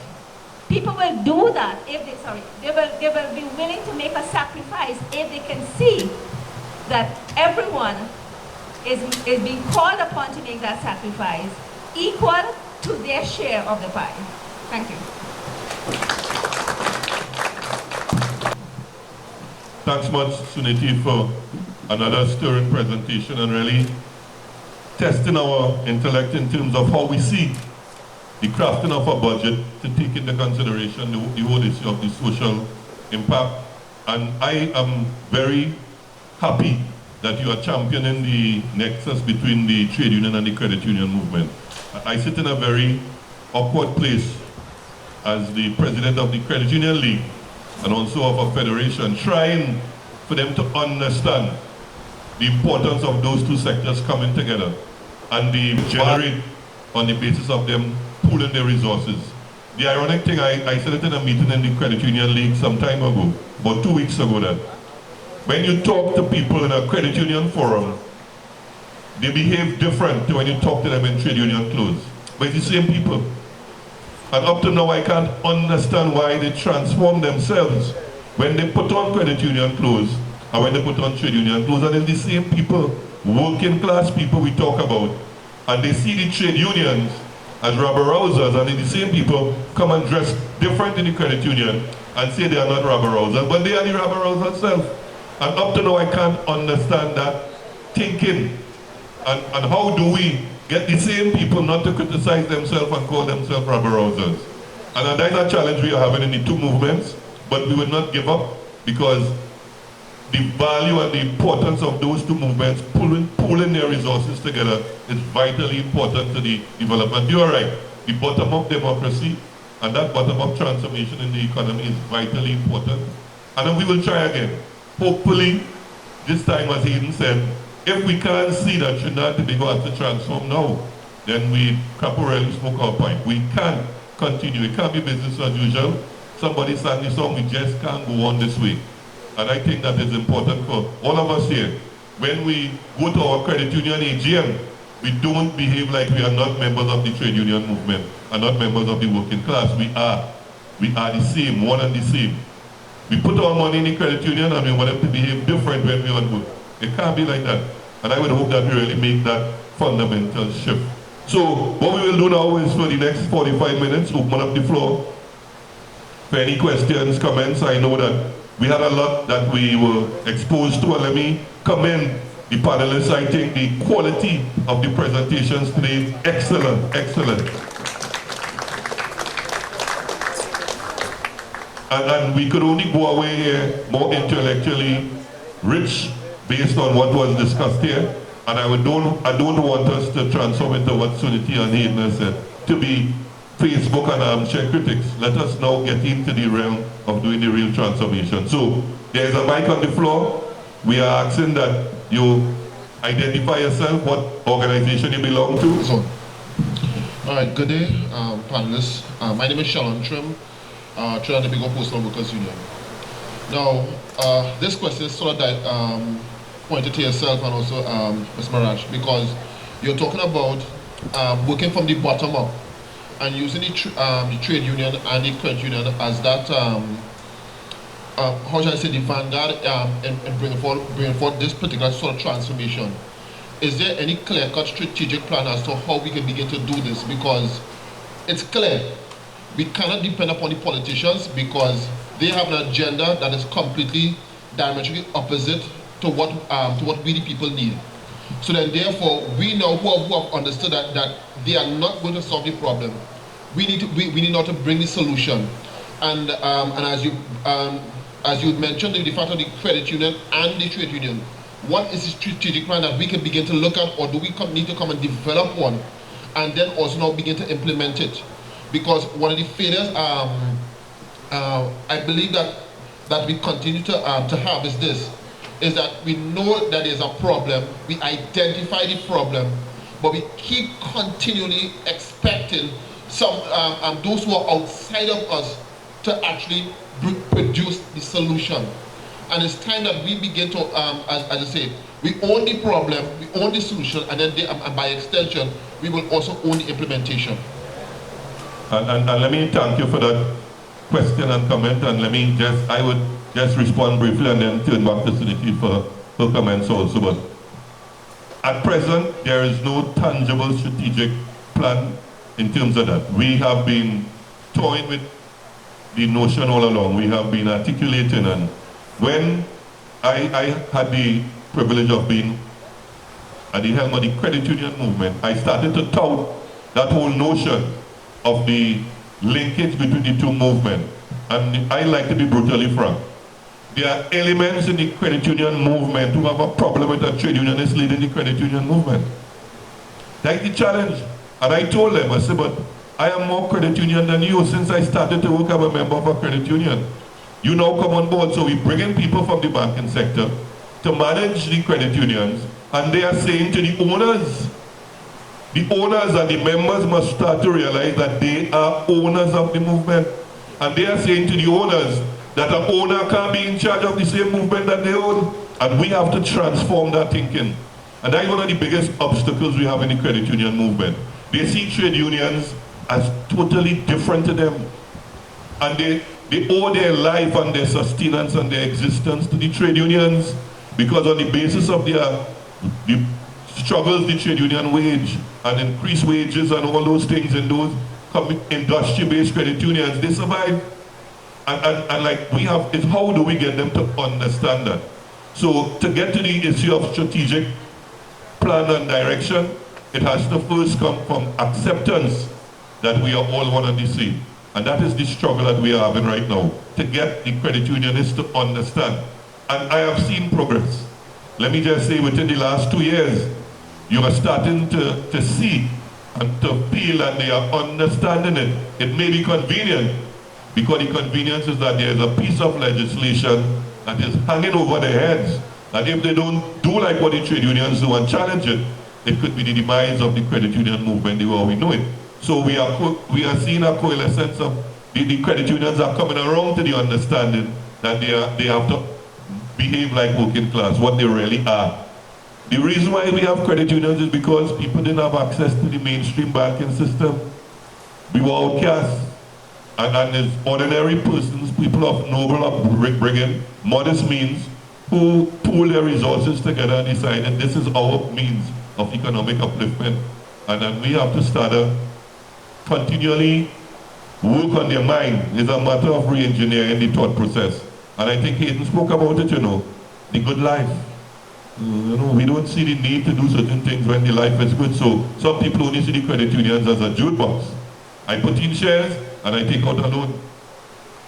Like the song I want to know. When I put in, I just see loan. You don't see yourself as an owner and taking ownership of the movement away from those persons who are coming in as imposters. I am very clear when I make those statements. Sometimes, it's a risk of your leadership, but that's not the issue. The issue is the movement is bigger than all of us.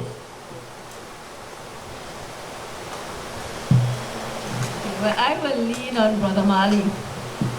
Emancipate yourself from mental slavery. I think that that line is such a succinct description of the devastation that has been wreaked on us by the colonial experience. The colonized imagination, we walk about just aspiring to be. So it doesn't surprise me. First of all, the first thing that the colonial experience did, and this is why I'm talking, I talked earlier about a culture that is actively replicating itself as we speak. And we look at it and think we are modern and sophisticated and all those things, but the fact that we are undermining ourselves with it just tells you where its roots, how deep its roots lie. In that, the first significant act of the colonial experience was alienation. You just brought to a place and you're put to work and you don't own the place, you have no relation to nothing. And to ask people today to feel about the country, when we ask ourselves, why does Americans, if somebody steals 2 cents from the treasury, they get in a jail, and people make a big noise about it, and in Trinidad, hundreds of millions, we know where it is and where it's gone. But you know why we don't make enough of a fuss? Because we don't feel it, because we really don't believe the treasury is ours. We really don't believe the assets are ours, and that is the historic consequence of a history of not belonging, not feeling that this place is ours. And that's why the artists are so important, because it is the artists who give us over and over the sense of this place is mine. In many different forms, whether it's painting, it's music, it's poetry, they are the ones who are talking about the place. And that's why we have to invest in the arts, not only for the economic potential, but because of the issue of identity. The question we have to ask at the end of the day is, who am I? And what am I about in the world? And when you decide you are a Trinidadian and Tobago, a Caribbean person, you're here, actually any opportunity comes your way, you just say, that is not what I am, that's not what I'm about. So we start with the issue of identity, because identity is the issue that is necessary to developing an attitude that when you see a problem in the place, you actually respond to it as though you're the Prime Minister.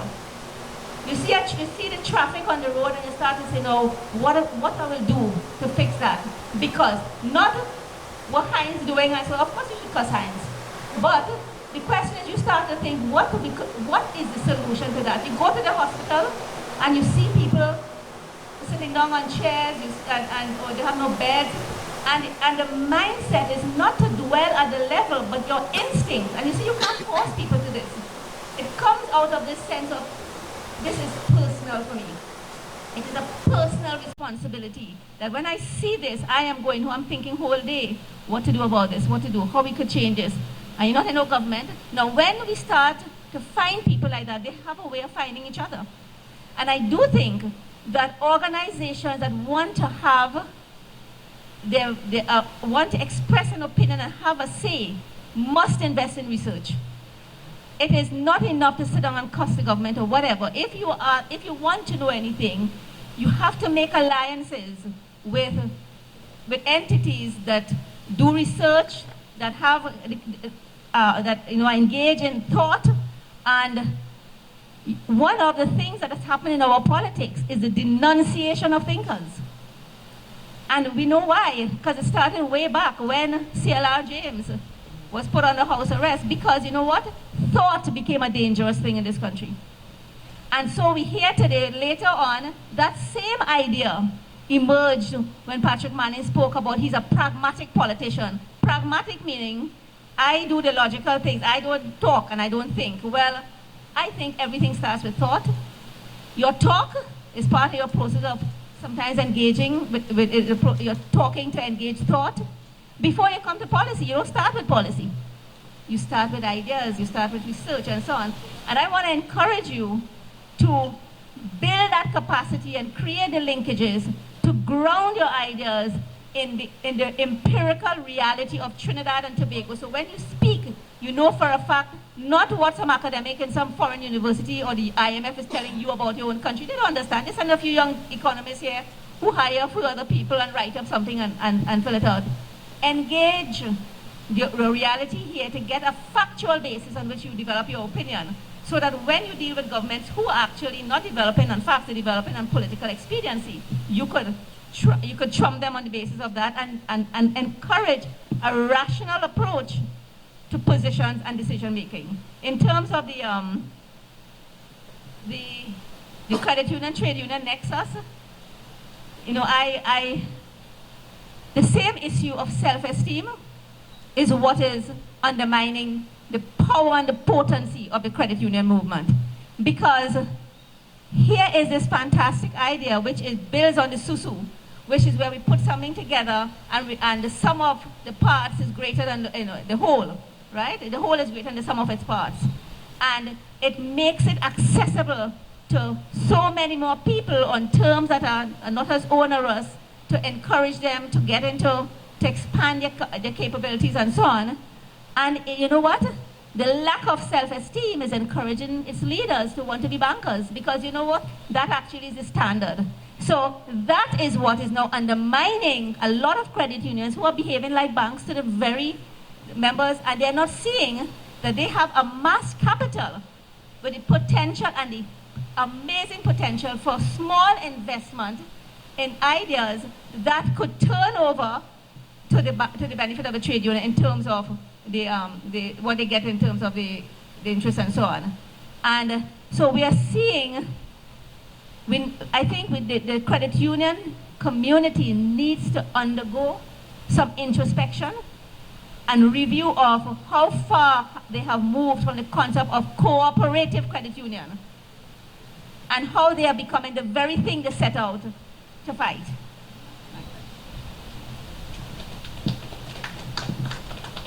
I recognize Brother Rubaderi.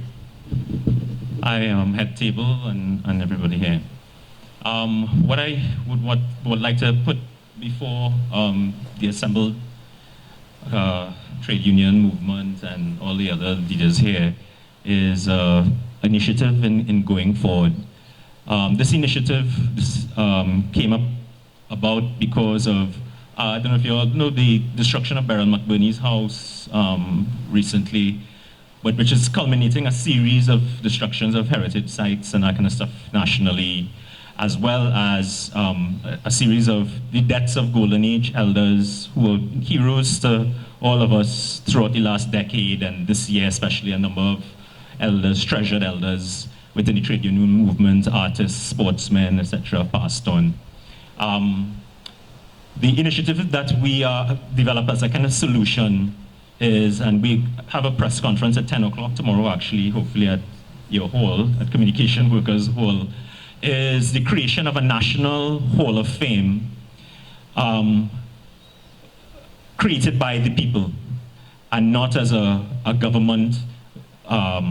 This is completely independent of government, right? So it will have to be funded by the people, resourced by the people, and created by the people. The Hall of Fame is the cathedral of our best selves. It is the full sum of all the beautiful things that we have been and could be, all those great heroes, all those great things that we have done that disappear into forgetfulness because we have no monuments and no sites of memory and those kinds of things. It will be created according to international best practice, so it's multimedia and interactive, the top photographers in the country, portraiture, those kinds of things. A kind of space when you enter into is like it's to give us the gift back of ourselves, which is at the heart of the idea of the self-esteem, the problem of self-esteem. We know it when it happens live, but the problem of our civilization is our civilization only happens in the present tense, because there are no places of memory. There's nothing holding. So the Soca Warriors win, and when they're on that TV singing the anthem in Germany, and all of us bawling and all that stuff happening. But how do you understand, recreate that feeling now, to understand that moment of what Trinidad and Tobago is, that connects you with that lineage of all those heroes going back and forth and all those moments. So we are going to launch this initiative tomorrow. It is going to require crowdsourcing and crowdfunding from the nation, at which everybody's inputs whether it be 1 cent, or if you just come as a carpenter to put up something, whether people contribute land, bricks, whatever it is going to be noted and as on a wall of honor and those kinds of things. It is a virtual space as well as it is a physical space.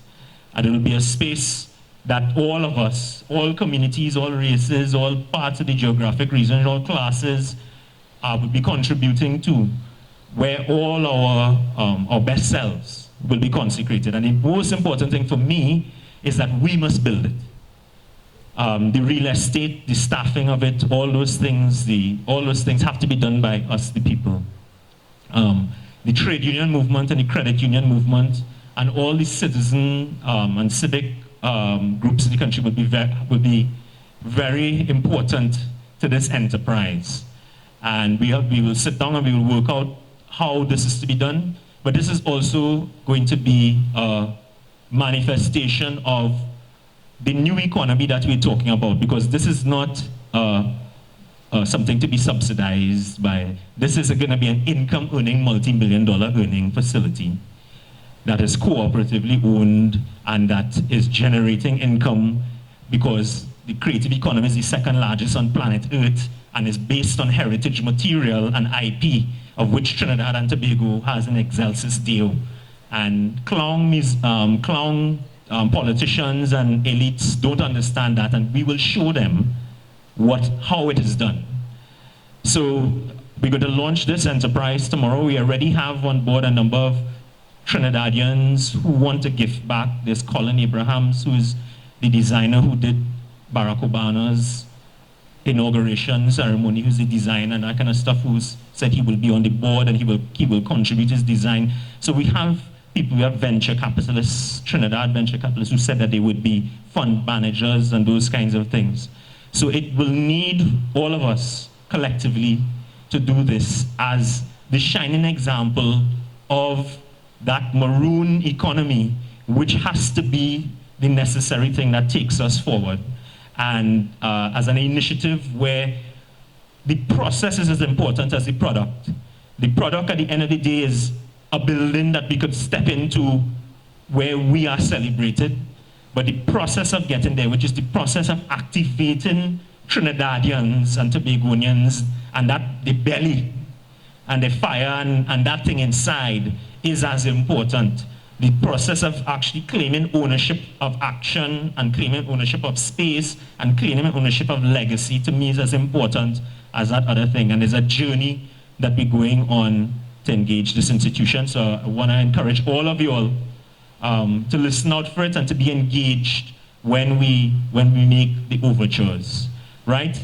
And as regards the, so this is an answer in terms of how to let these members know what the credit union, what the trade union movement has done and stuff.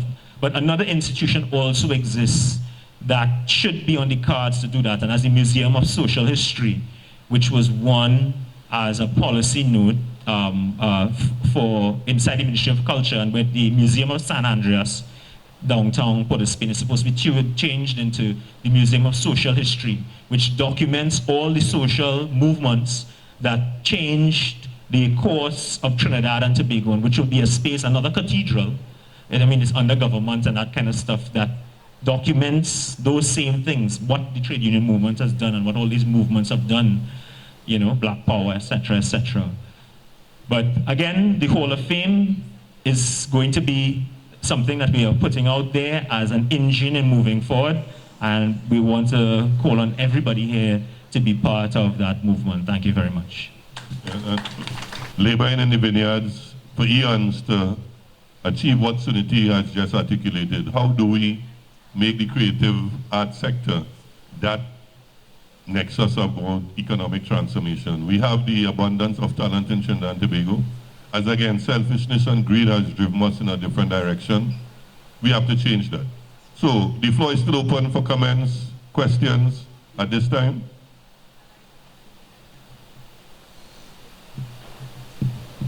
Good morning to everyone. My name is Vivian Reyes, headquarters staff of the Communication Workers Union. Excuse me. I think King Austin put it good in his song where they say progress. This is the price we pay for progress going on right now. With the credit union movement, the members of the credit union movement don't believe they own the credit union movement because simple, if you watch at the AGM, members come during the dinner time or the lunch time for the lunch or the dinner. They don't make noise. If you watch at the persons who raise grievance or make noise about something, it's the same person every year. If you decide next year that you're going to the AGM and you're telling members no dividends, no lunch, you go see the whole audience will go up in uproar because what? Because we get nothing. If you watch at the past, how much years the credit union movement been paying, they call this the 2% rebate on loan, how long that is?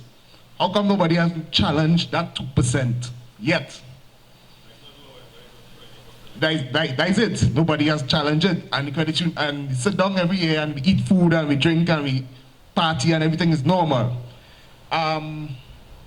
Couple years ago, I think Vasant Bharat had these mega farms thing. Whatever happened to that? Whether it was producing onions and we call this cassava and cucumbers. We invested a lot of money in that, and what we getting today? Nothing. We're talking about diversification of the economy. Yet we're not invested in the economy because we're not invested in Trinidad and Tobago. We're not invested in the food. Our food importation bill is so high, but we have mega farms that import that people planting onions and cassava. What are they going to do for me? Focus on the main food items that people really need.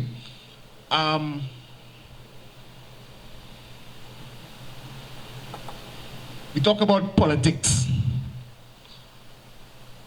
At the end of the day, the persons that we put in office to represent us is not representing us. They're representing themselves, their financiers, their family, and their friends. At the end of the day, we're going to get nothing if we continue to rely on them.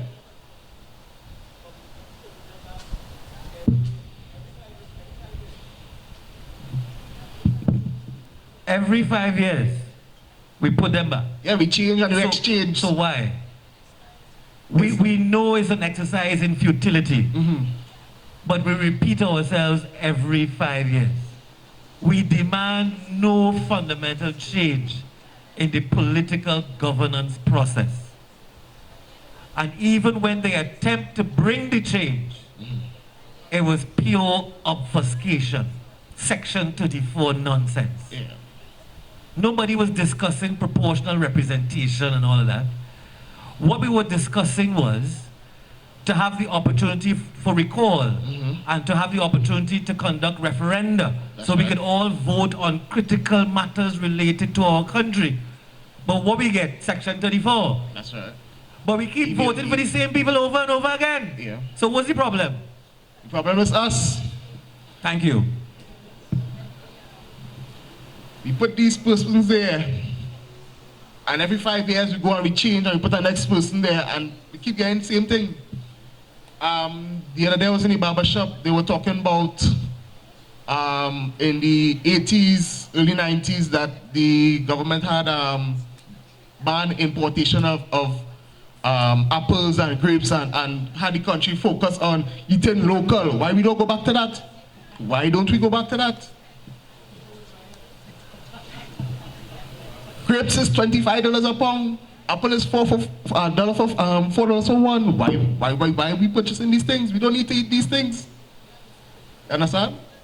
But yet still we push money in there, and what we get? Nothing in return. We money going outside, and we hear poor and broke and crying. That's my contribution. Thanks. Thanks, Comrade. Proceed, sister.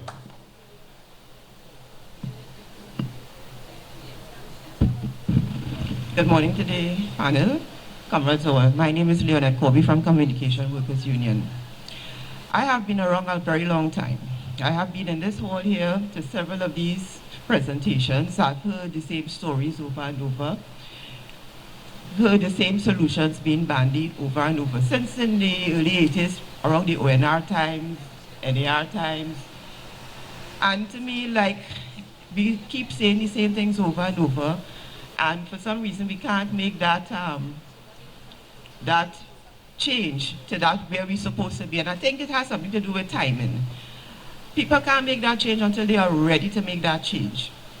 I think, dire as the situation might be economically, I think this might be a very good thing for Trinidadians and Tobagonians, because we may be forced to do something that we couldn't do before.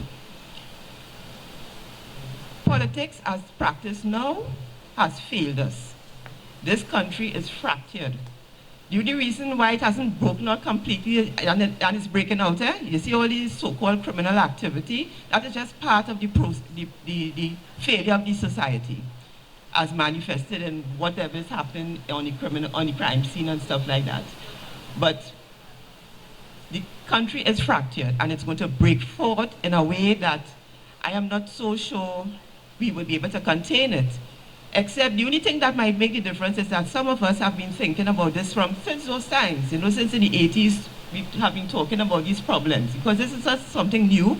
I heard David Abdullah talk in the 80s or 90s talking about where this country was going and what is going to happen. And I'm seeing it with my own two eyes. At that time, we couldn't see it, but now I'm seeing it. So it's not something new, but the plus that we have will be that some of us sat in these meetings and we heard it. So it was not the first time that we are hearing these things, and you had time to sort of regurgitate the information in your mind. And now that you've seen it panning out, you're saying, okay, you're sitting back and saying, well, what can we do?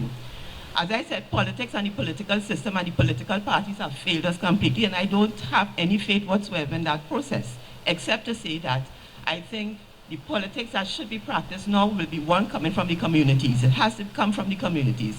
It is, as Sunity said, it has to come from the ground coming up. I have a problem when you say you have an economic situation and the way you're going to deal with it is to, well, from what I'm hearing indirectly, is that we will be taxed further. I have a problem with taxation. I tell you, Franco men, we are overtaxed, right? And you're not going to tax the people who have the means by which they could pay, so it's going to come back to us. All right, but you have to find some sort of income. The whole system has to change. It has to change. If I have a problem, if I have to pay more money, and I know that 2 years down the line, I could be hearing about some money went in some sort of corruption and they can't find the person and they're not going to jail the person. I ain't going to put no more money into that system, right? But also, we could look at it from a different perspective. We're looking at it from ground coming up. We're looking at forming ourselves in communities. We have the credit union, we have the trade union as a community-based organization. Others could develop. I remember about a few years ago when it had a major crisis in Digamati where it had some sort of rainfall that caused a lot of destruction. And I saw the trade union movement going into areas with hampers and stuff for people. Simple things like that. Sort of, you have to work the communities. It had a time, the PNM, that's how the PNM came into power, you know, and that's how the UNC came into power. They worked the communities, they were known in the communities, right? This has to come back. I mean, it's true, we have educated our children, as Sunity said, and they have all become professionals and managers, and the headspace now is that. And that is the most unfortunate thing that could happen. We have to go back to basics, I think. And the only way this country is going to survive, we're going to have to reach out to each other. I know as a human being, all of us, regardless of race, class, or whatever, we are divine human beings. All of us have that right. And just because a certain sort of unfortunate circumstances might make you a bandit as opposed to me who might have a job, that shouldn't change the question of whether I am better than you or you are better than me. We have to find a mechanism by which we can reach all people and communicate that sense of respect and honor that you have a right just like I have a right. And therefore, collectively, we could solve the ideas would not come from the top, you know, the ideas come from the bottom amongst the people. Some of the best ideas that have ever come out concerning anything of economic situations have come from among the masses because they know it. That's how Susu came about, from the masses. So we have to go back to basics. You see all this kind of airy-fairy thing? We have to come away from that and come back down to basics. So that's all I want to say this morning. Advocate Men's Communication Workers Union, to Hayden Blaze, as an economist. We hear about all the different associations in the country. Now that we are in the situation as we are in the country, the economists have an association where they sit down and have like a think tank about all the different things that is going on. I mean, we need now for economists to really help us and to help the people of the country understand exactly what it is going on, because we hear about everybody else. But when it's coming down to a situation like this, I think the economists as a body need to step up and really help us at ground level to explain what is going on and to help us to get out of that situation.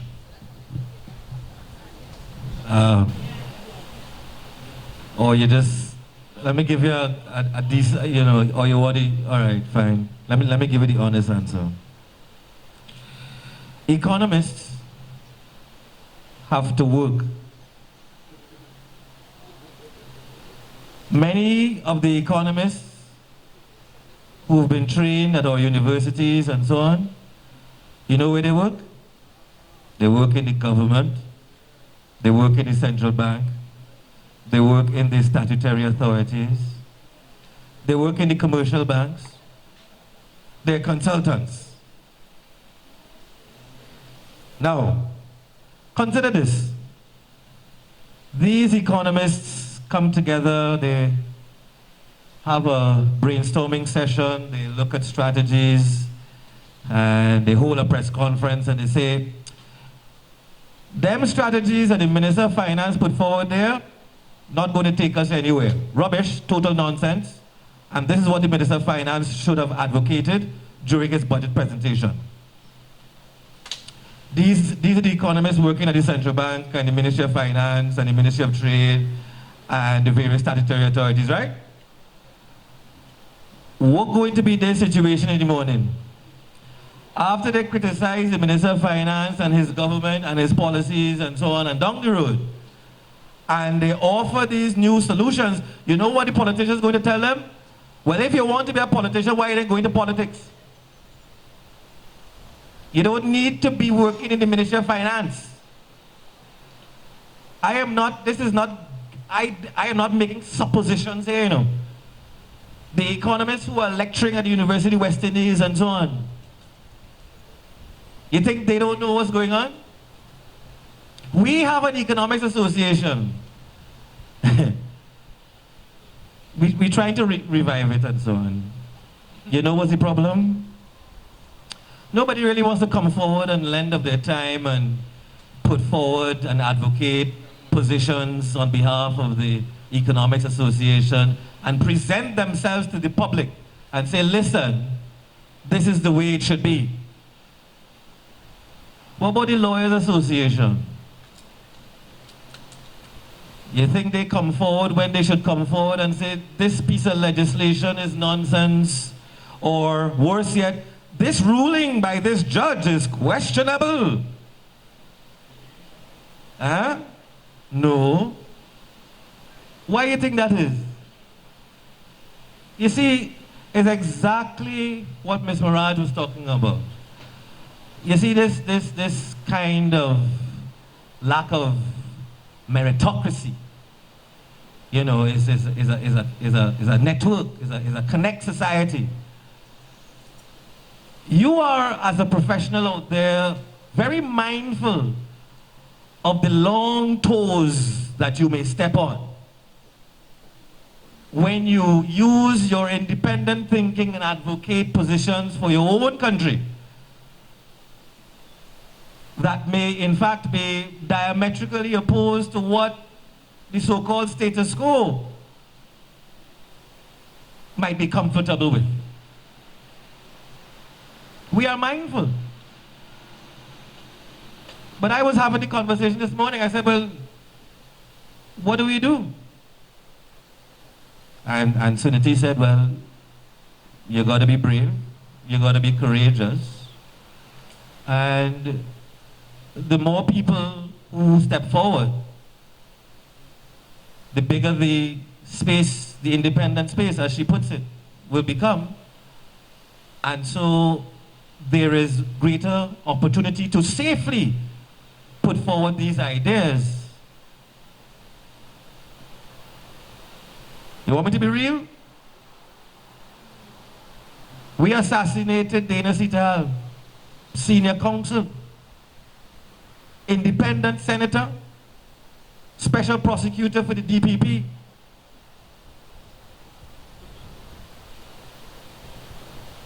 We find anybody yet? We jail anybody yet? So when that could happen to a prominent patriot like Dana Sital, author, lecturer, intellectual,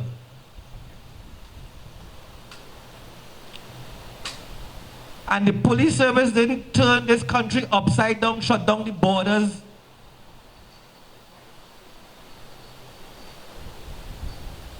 So when they come for me, who watching my back? Yeah, I say, well, you know, I will go on morning edition and skin my teeth ever so often and talk to people and see, you know, well, maybe you have a solution. Let me hear what your solution is. And we do a little talk thing for 2 hours and I go home. But you think I could go on morning edition and have this kind of conversation on a daily basis and talk about the transformation of the economy? And people will say, Wampi, we want to hear that so early in the morning. Right? So we're at the stage now where we get serious. We get serious. And then we start to take these conversations very seriously. And we start to wonder, well, how do we transform? How do we take this now and run with this? And translate it? What do we do in a meaningful way? It's not just a talk shop. This is about finding a meaningful way forward that will transform Trinidad and Tobago. It will bring forward the independence that we have yearned for since 1962. But this is where we are. Because if we miss this opportunity, what do I tell my 2 children? What do I tell them? When they attain that age of reason and recognition, what do I tell them? They will ask, well, so you as an economist and you see what went on, so what exactly you do? What exactly you do to transform this thing, to make this thing better, to make sure you provide shade for the next generation? What did you do? What was your contribution? What do I tell them?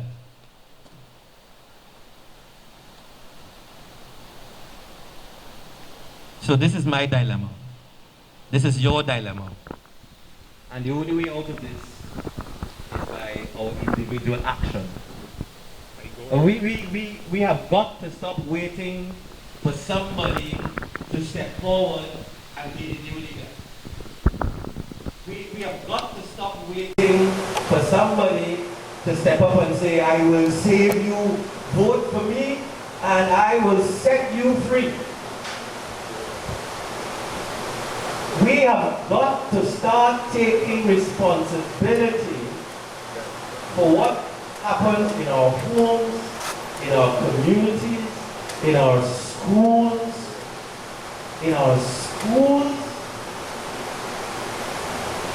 You see how young people, how they behave in our school. What are they learning in that environment?